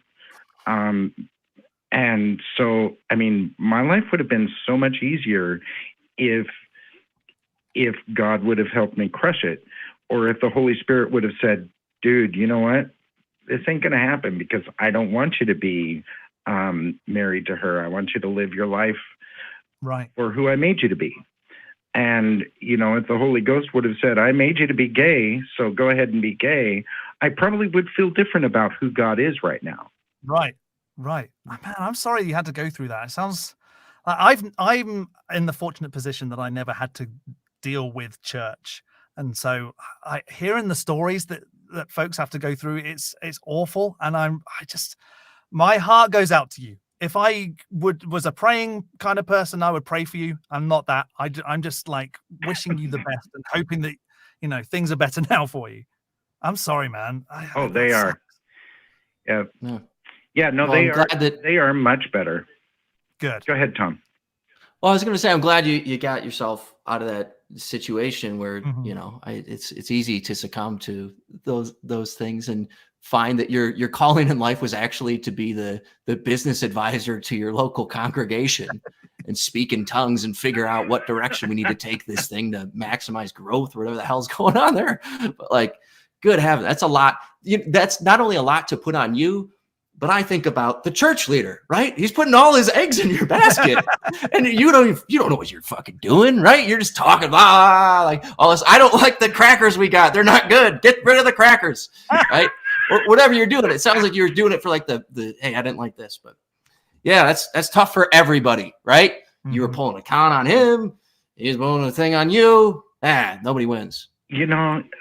Yeah, and I'm not really sure I was literally pulling a con as much as I was seeing what was going on, and I was saying, look, this is wrong. At one point, I remember that I gave an interpretation, that's in quotes, of a tongue that was spoken in church, and it was about needing to get back to the basics of who we are and not to be swayed by silly fads that really don't have any depth or marrow to them. It was immediately squashed by a woman who people expected more, who was talking about how God loves us and we are love and we must just enjoy what blessings God gives us, totally disregarding everything that I just said. Right. And I realized she's the one who's actually giving the bullshit. I was actually giving some basics, you know. Let's get real here and realize that we can't be stupid. Let's try to be upstanding citizens and not be fools. And she was saying, no, it's okay. You be fools because I love you as a fool. And so yeah, it was pretty interesting. I'm not really sure that I'm saying that I was playing a con as much as I was giving my personal view of the idiocy that was going on within the church. Got you. But I guess that's all semantics. Maybe I was actually really playing a con. Right. Nick Cage and the Robert Redford. They did that. Those are cons. Yeah. Ocean's 11. I tell you, if it was me, and I like, I'm not saying that you convinced these folks that you could translate tongues, but if it was me, I would be like, oh, Sally's talking in tongues and she's saying, give John $100. Huh. Oh, well, that's what I translated it as. I would, profit on it. It's like, that's terrible advice. Don't do that. Well, I appreciate you sharing your story, Tim. I'm glad that you're in a better place now, and you can be free to be whoever you intended to be, and not a superior being that's never been demonstrated. Right. Man, we appreciate you calling in. Yeah. Thank you so much, Tim. True. So that's two for three so far, right? We've got 3 people who have all claimed supernatural abilities at one point in their life. And now we're down to just the one who's like, no, I do think it's real. Everybody else was like, I looked into it, it's nonsense. Right. Wow, Tim sounded like such a nice fellow as well. Oh, yeah. I liked that. We're going to get to some more calls, but if you do happen to be in the Austin area on October the 29th, 2023, then please consider joining us for the live broadcast of Talk Heathen and the Atheist Experience. Talk Heathen will be hosted by Christy Powell and Johnny P. Angel, and the Atheist Experience will be hosted by Johnny P. Angel and Sophia Spina. Doors open at noon, and we hope to see you there. Man, I can't wait to get down there because all these lovely folks who are involved at the ACA, I just want to go and hang out with them. We do have some theist callers on the line. Tom, are you ready? We have now. This one's great. God's slave Emmanuel. Pronouns hey, Emmanuel. From Texas. Christianity is a temporary anti-violence religion. That's why you have to be on our side. Hello, Emmanuel. How are you doing? How you doing, Jon The Skeptic? And Tom? You got Tom, yeah. I'm sorry about my reaction. What have you got for us? We have to be on your side? On our side, I have to clarify on our side. What I mean, I don't mean you have to be a Christian. What I mean is support. Which is kind of different. Like, if it's temporarily anti-violent, I think. Why would it have to be supporting Christians and not just supporting anti-violence? Because the idea of Christianity is the thing that that controls or I don't know how to explain this. Like the things that we believe affects how we actually behave in this world. Okay. So, okay. I mean, I've got so many questions. Me too. Okay. What's the question? So, did you just eat a bunch of food? Bunch of food. I didn't today was a really busy day. So I didn't actually eat a lot. You didn't eat anything? Oh man. I only of course on the lunch I ate, but it's not too much. You sound tired, but we can get to the meat of the conversation. I just want to make sure you're doing okay. Right. So Christians, I just want to make sure Christians only believe in anti-violence. So everything that Christianity is and where it all comes from is anti-violence. Because the Christian God is only ever temporarily. Wait, so at some point Christianity is not going to be anti-violence and Christianity is going to be pro-violence? Like after we die, it has to be pro-violence because some people have to go to hell. that does not sound like something I want to believe in. Yeah, but still, like the law is good, right? So Tom used to joke about Tom was with a secular rarity or something like that. And he was on the atheist experience at one point. And he was quoting, I think from Leviticus. But if you actually think about it, like if you go to First Timothy 1:10, Paul's 1 Timothy 1:9 and verse 10, if you see it, Paul says that, for we know that the law is good for the one that actually does it. So even though we're not required to keep the law to be saved, I think the laws of God are actually beneficial to society in some sense. So even though you don't believe in Christianity, you can still support the ideas that is in Christianity. Just correct me if I'm wrong, but didn't the Christian God like drown an entire globe of people? I mean, there always have to be exceptions to the rule, right? Okay, fine. You're getting lazy, Emmanuel. What are you doing? What is this? I don't, and I don't mean that. I don't mean it facetiously, sarcastically. Like, what's going on, man? That's not a good one. Okay, I mean, people were wicked, right, at the time. So because someone ate an apple. Let's just like clarify that people were wicked because someone ate an apple. That's right, right? God. But you mentioned the flood story. The flood story is not about the apple, because if you read 2 Peter chapter 2, the Apostle Peter says that God have to punish unrighteousness, right? So in the time of Noah, there was... Hold on. Emmanuel, I know exactly where you're going with this. John, we got to figure out some way to get like a pattern interrupt, because it's just the same. It's like, we did it last time. It doesn't change anything. No, so what can we do? I don't know. We need Albert to come back and pray to like get some hot, stop, done. Yeah. Hook up Emmanuel and Albert. You guys can figure this whole thing out. Maybe that would prove it. But Emmanuel, like I feel for you in a sense of like, it's Friday, 9:30. Haven't eaten much today. You need to get some food in your belly. From what I see, there's a lot of pro-violence in just stemming from the Christian God. And yes, that the global flood story is a big one. Everybody knows that one. But there are some really ridiculous, like, violent stories.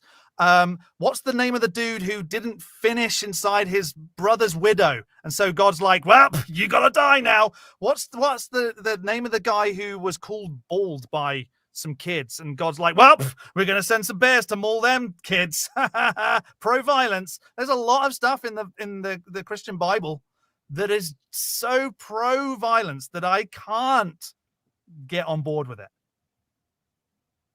I'm happy to be anti-violence rather than anti-Christian violence, because there's a lot of Christian violence. The reason why I was just talking slowly was so that I could get point by point, so that he could challenge each of my points. So if I just talk faster, it would not give you like, you might forget some of the point that I mentioned. Okay. So well, let's just do one point at a time. Okay. So what you just said, like the bears eating, you know, the young boys in Second Kings. The way that I see it is there always have to be a consequence, right? I don't know if bears like murdering children is really a sufficient consequence for saying. Hold on, John. He's getting there. Sorry. I'm sorry. Okay. First of all, if you look at a different translation, it says that they were young boys. So you've got to be, Emmanuel, like the most educated atheist community of Austin call-in person. You're the most experienced of everybody. And you know these aren't good arguments. You know they're not good arguments. I'm not saying you're slow. Oh, Emmanuel, you're just slow. I'm saying out of genuine concern. I've listened to you a lot. I have a genuine empathy for you. It's 9:30 Eastern on a Friday, and I'm concerned about what you sound like calling in here right now. We appreciate you, and we wish you the best. We no malfeasance here, but it's not your best. Maybe the people in the chats or whatever will correct me and say, no, give him a chance. He's nailing this one, right? Right. It doesn't feel like it though. So what should I change to actually give out a good argument? I don't like you're asking me case by case to defend certain scenarios from scripture. Like you went to the flood, then you went to Second Kings. You're jumping, so I have to defend each one of it instead of talking about the topic. What we're doing is we're going to different stories. That was just more point out, like, you know, you're saying that Christianity is anti or temporarily anti-violence until you go to hell, in which case you're on your own. But until then, like, it's temporarily. What I mean by temporary is, in the end, when we reign with Christ, we can't be anti-violent at that time.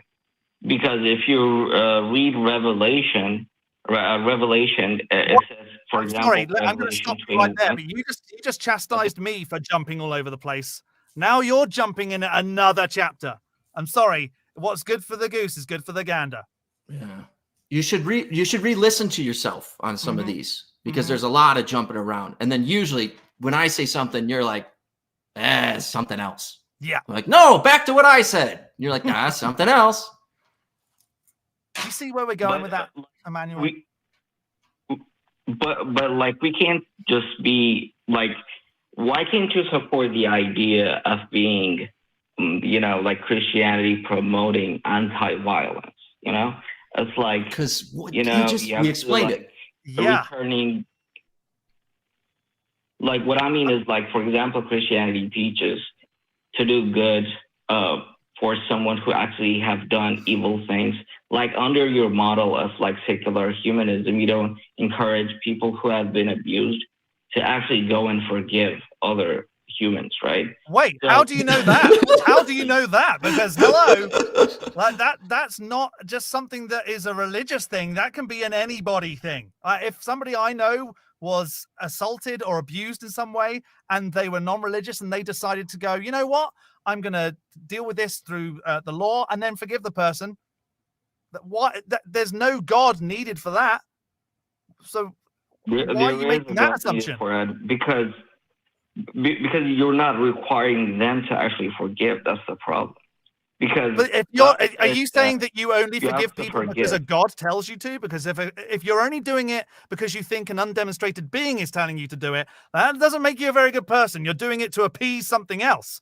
I'm trying to get people to forgive people for their sake, for the other person's sake, not to try and please some floaty sky wizard that's like, well, if you don't forgive this person, straight to hell with you.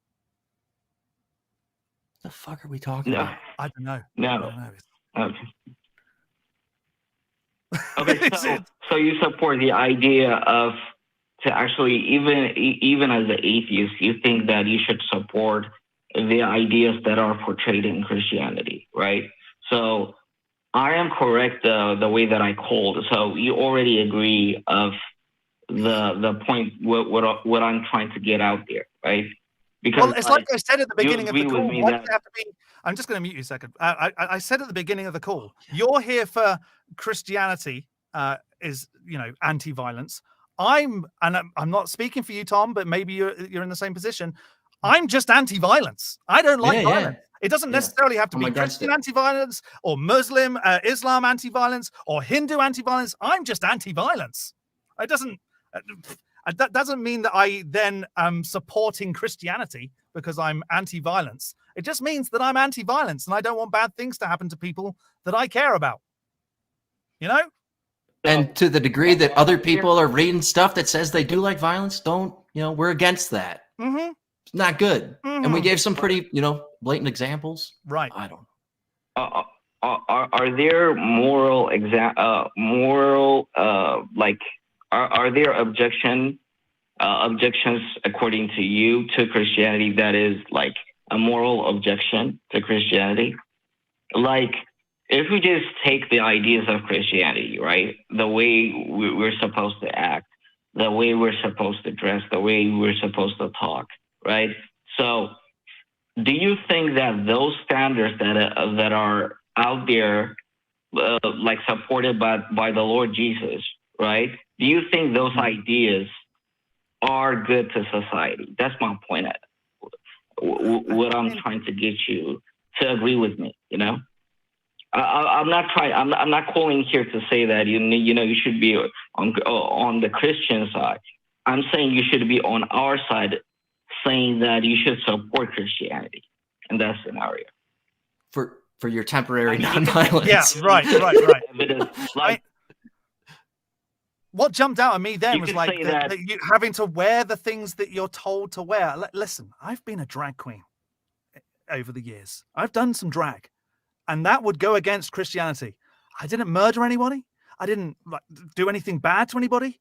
I just had a good time and was dressed in like flamboyant clothing and lots of makeup. And I was still anti-violent. I didn't need a God. I didn't need any undemonstrated Jesuses to tell me how to dress. So I don't really see what the point is of this. Like, that's just like my former ideas kicking in. I don't actually care whether you dress as like a drug. That's good, because I probably would still do the same regardless of whether you did or didn't care how I dressed. But the book says no mixed fabrics, right? That's true. Yeah, but like you have to understand that like you can't wear mixed fabrics and you can't sow two different seeds on the same field, right?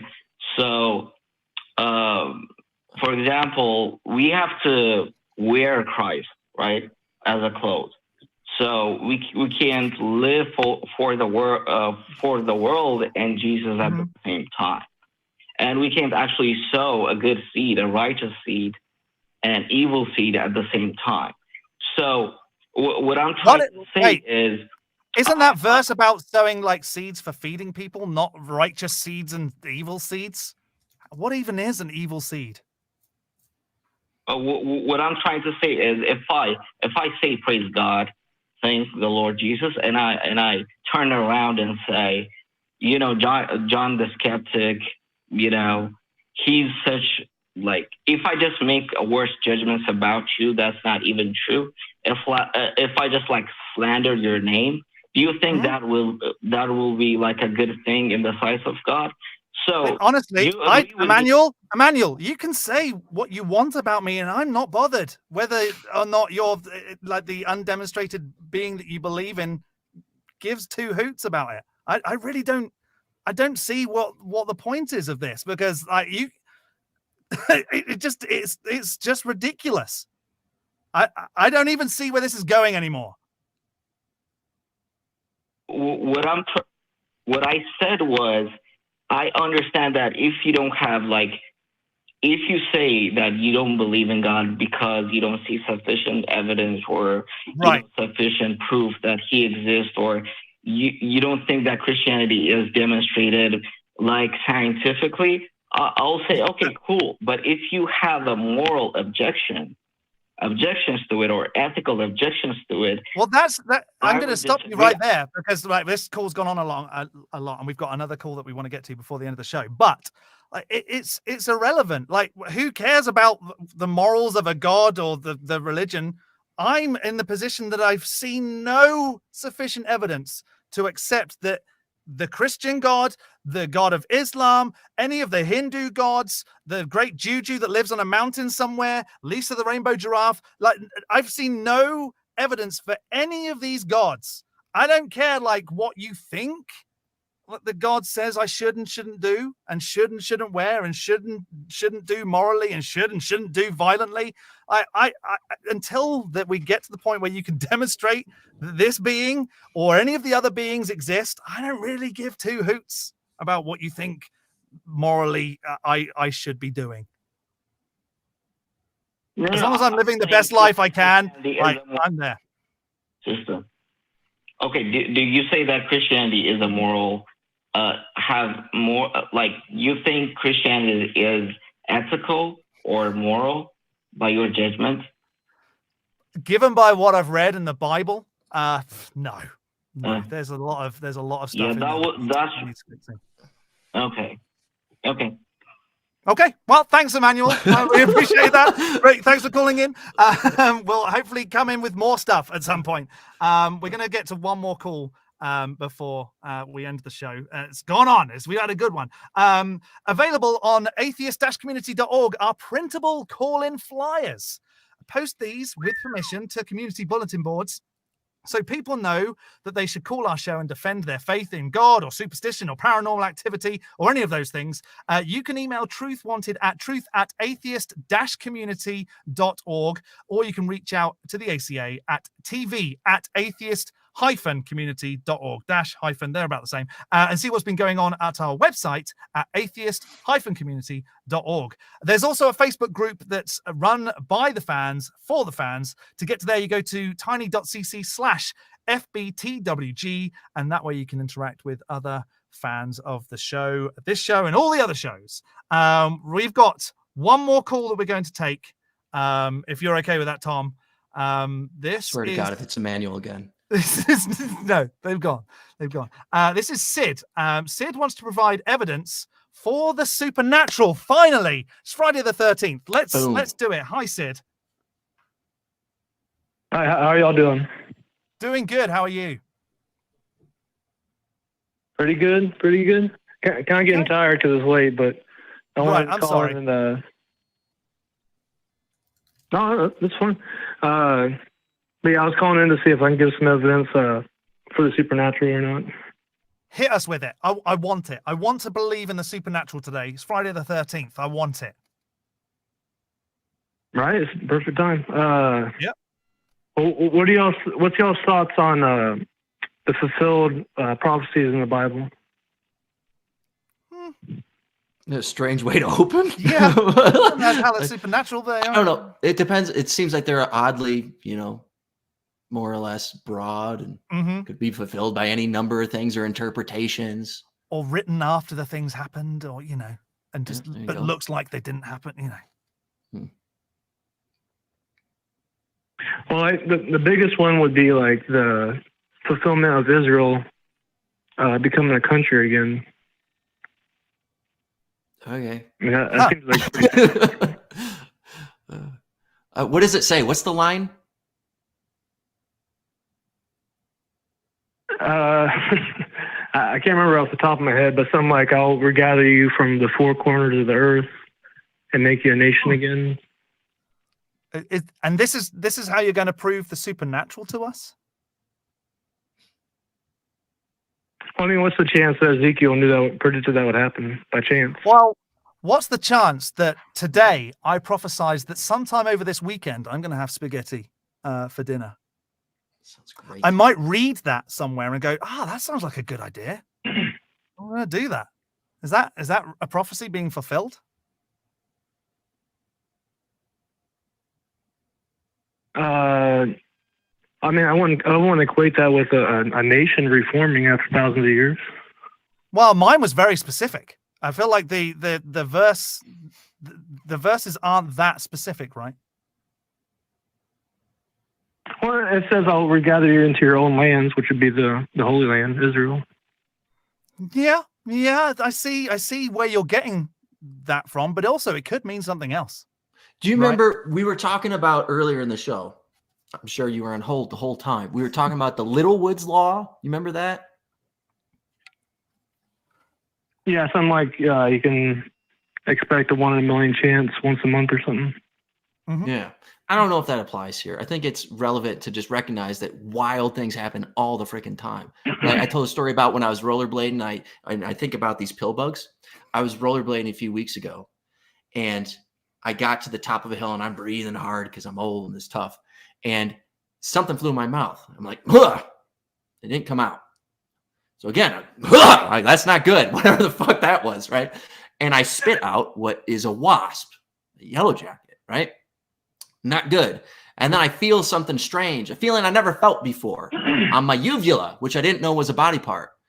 So I went home and I took some Benadryl or whatever it was. And my wife's like, "You don't look good. We got to get you to the friggin' hospital," right? My tongue's swelling up, my whole mouth. Like, so we go to the hospital and they check you in. They say, "What seems to be the problem, sir?" And give us your identity and give us your money and credit card and like all that stuff. I'm like, wasp in the uvula. They're like, "Okay." So then I go to the next part and they're like, "Okay, and then what seems to be the problem?" Like, it's the guy checking me and doing the blood pressure. I'm like, yeah, it's sting in the uvula. It's like, "Sting in the uvula?" I'm like, "Yeah."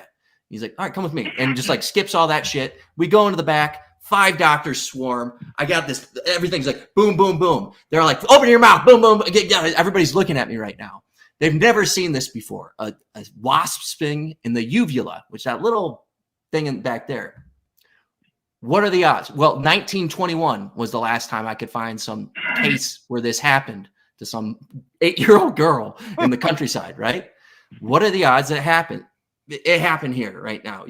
If someone predicted it, it wouldn't make it any less that just freaking happened. You're gonna get stung in the uvula one day. Israel's gonna become a nation. It's self-fulfilling prophecy, perhaps there, right? Hey, we're supposed to do this. Let's all do this. Could that be the case? Well, I've definitely heard the self-fulfilling prophecy aspect of it, but even so, just the idea of what are the chances Israel or the Jewish people would be in a situation to even rebuild their nation again. I mean, to be able to survive through all the pogroms and, Spanish Inquisition, all this stuff, it's to me, it's miraculous they're even here. Well, God watching over them. Just to go back to the initial phrasing at the start of the call, I'm going to say no, that prophecy in the Bible doesn't convince me. So do you have something that will convince me of something supernatural? Or is that you just talking about the chance or? Say again.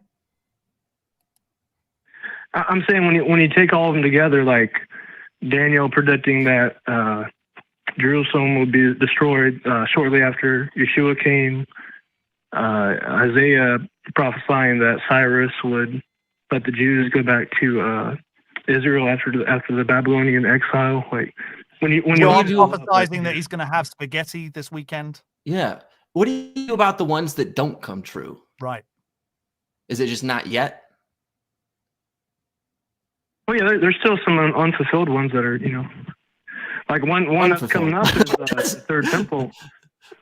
Like, yeah. I feel like in this situation, you probably want to go, like, you've got to check. In this situation, you're probably going to go, I've got a checklist of which prophecies in the Bible have been fulfilled and which ones haven't. And once we've got 100%, that's then open, shut, case, done.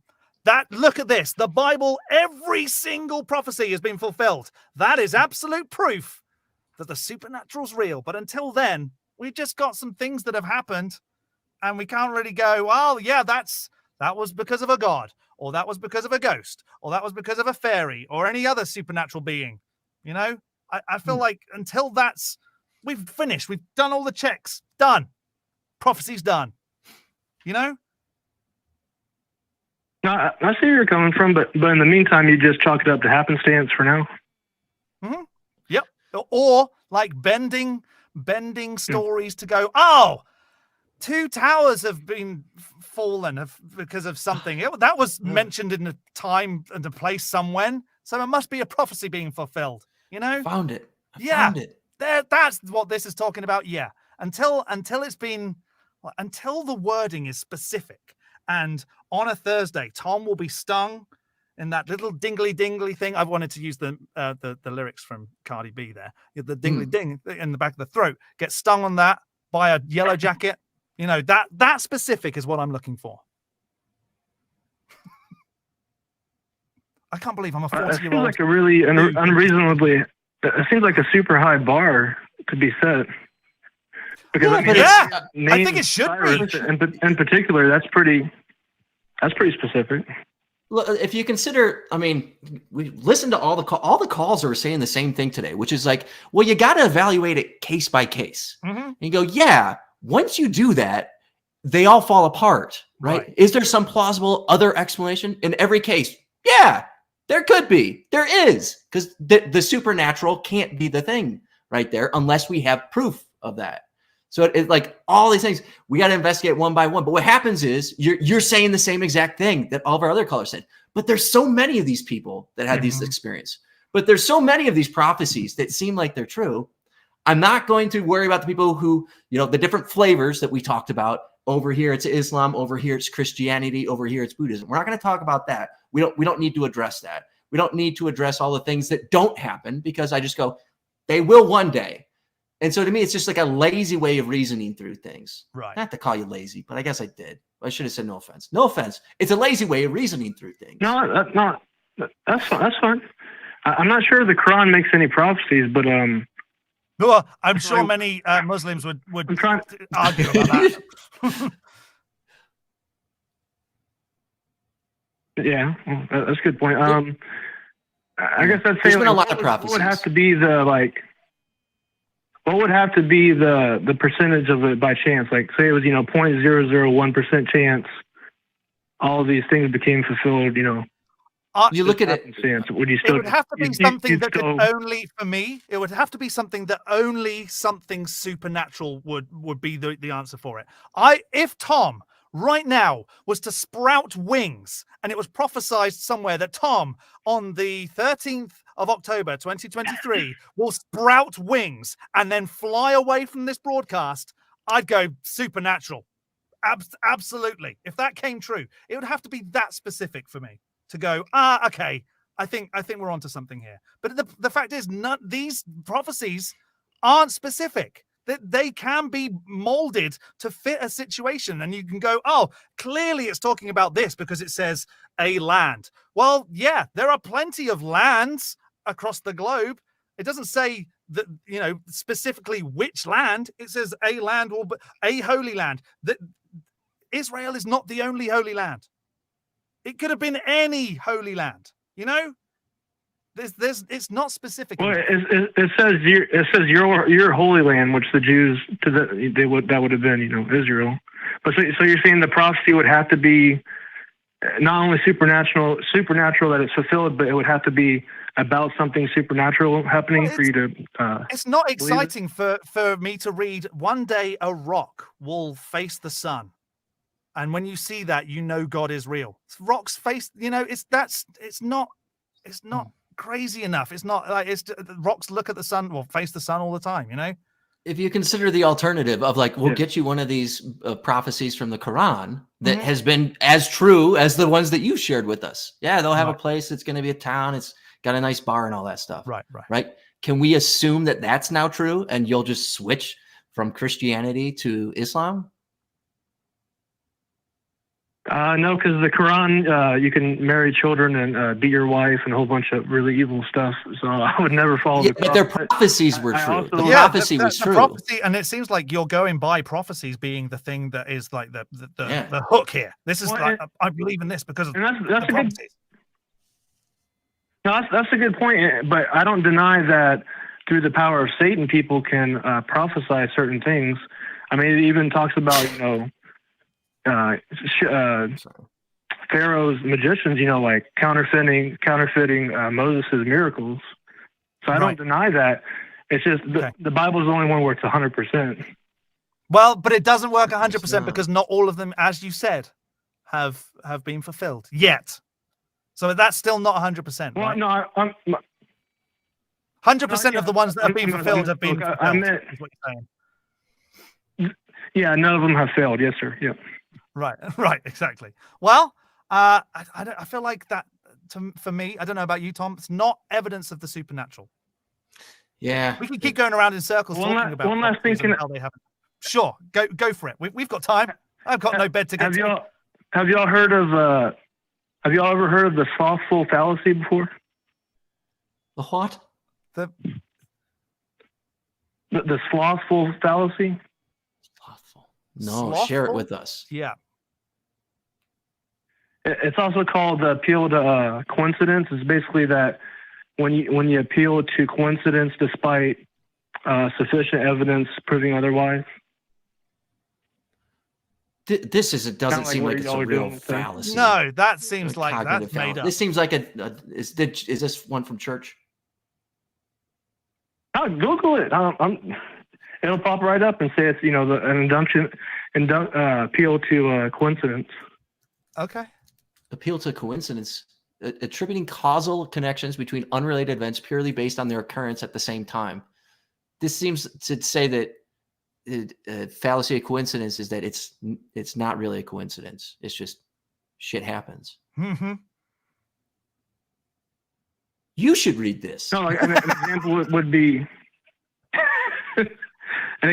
like Gary and Tom are best friends. And they always love to have matching outfits.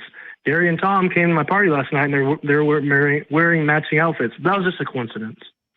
That would be like the slothful fallacy. You have sufficient. But you'd have to look at the situation. If they're friends, they may well have talked and organized. Like, do you know what would be a funny joke? Is if we turned up at this party wearing the same outfit. Yeah. You have to go case by case and go, is this? I don't feel like that's going to help your argument in any way. I'm sorry. Yeah, I don't think this says what you think it says, but I do like it. Yeah, it's cool. Well, I'm saying that saying the Bible prophecy is just coincidence is a slothful fallacy.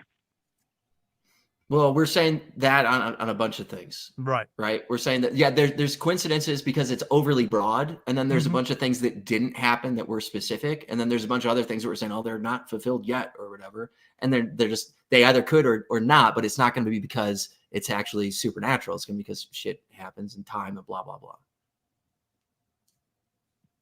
Unless you're waiting on one. Is there one we're waiting on? Everybody was waiting on 2012. You remember that? Right. Well, be on the lookout. Another one's going to be the third temple being rebuilt, which, Okay. Oh, my goodness. Well, we'll keep an eye out for some buildings being built. Call back. Yeah, when it happens, that'll be great. Thanks, Sid. We're going to let you go because this has been a long night for everyone. But we appreciate you calling in. So thanks, Sid. You take care. There you go. Whew. We got through a lot. Yeah, there's a lot of people. But there was a persistent theme there that we found. And people on both sides of it. Hey, I used to do it, and it's all nonsense. And then those, no, I remember the guy who said he did it. Like, right. Yeah. I know what he said. I'm exhausted, is what I am. We're gonna just go through some outros and then I'll say a quick thank you to you. But have you said to yourself, I really love the content that the ACA creates, but I wish there was a way I could get it all the time? Well, we have you covered. We now have 2 24/7 live streams. AXP TV delivers a constant stream of shows, clips, and specials from the over 26 seasons of the Atheist Experience, and now Heathen TV provides you with clips from Talk Heathen. Watch or listen to your favorite hosts and discover some hosts you've never heard of. You just go to tiny.cc/AXPTV and tiny.cc/Heathen TV to join in the fun. Man, I'm sorry. My voice is not working now. It's been a long week of waking up early because I have a baby. Tom, thank you so much for being here. It's been a pleasure to hang out with you for this 2 hours. Thanks for having me. It was great talking to all our guests. It was. Where can our audience find you? Oh, just visit us at the website, www.howeverwegothere.com or www.howeverwegothere.com. We have both. I like that. And we will be doing a Discord hangout on the atheist community of Discord after the show. So you can join us there at tiny.cc/ACD Discord. And we have to always thank you, all of the crew that have been working tirelessly to make us look good. Let's see the crew cam. Bring them up. There they are. Look at them. What beautiful faces. And a cat, as always. Thank you, crew, for being incredible as you are. And there's a dog. Oh, I didn't see Greg's dog as well. There's also, don't forget, we've got the We Want the Truth. This week's question is wrong answers only. The reason the economy is struggling is because blank. Crap, people. Comment on the video and your comment may well be read out on next week's episode. Tune in at the beginning of the episode next week to hear the top 3 answers. That's it for tonight. I am your host, Jon the Skeptic. And as always, remember to keep wanting the truth.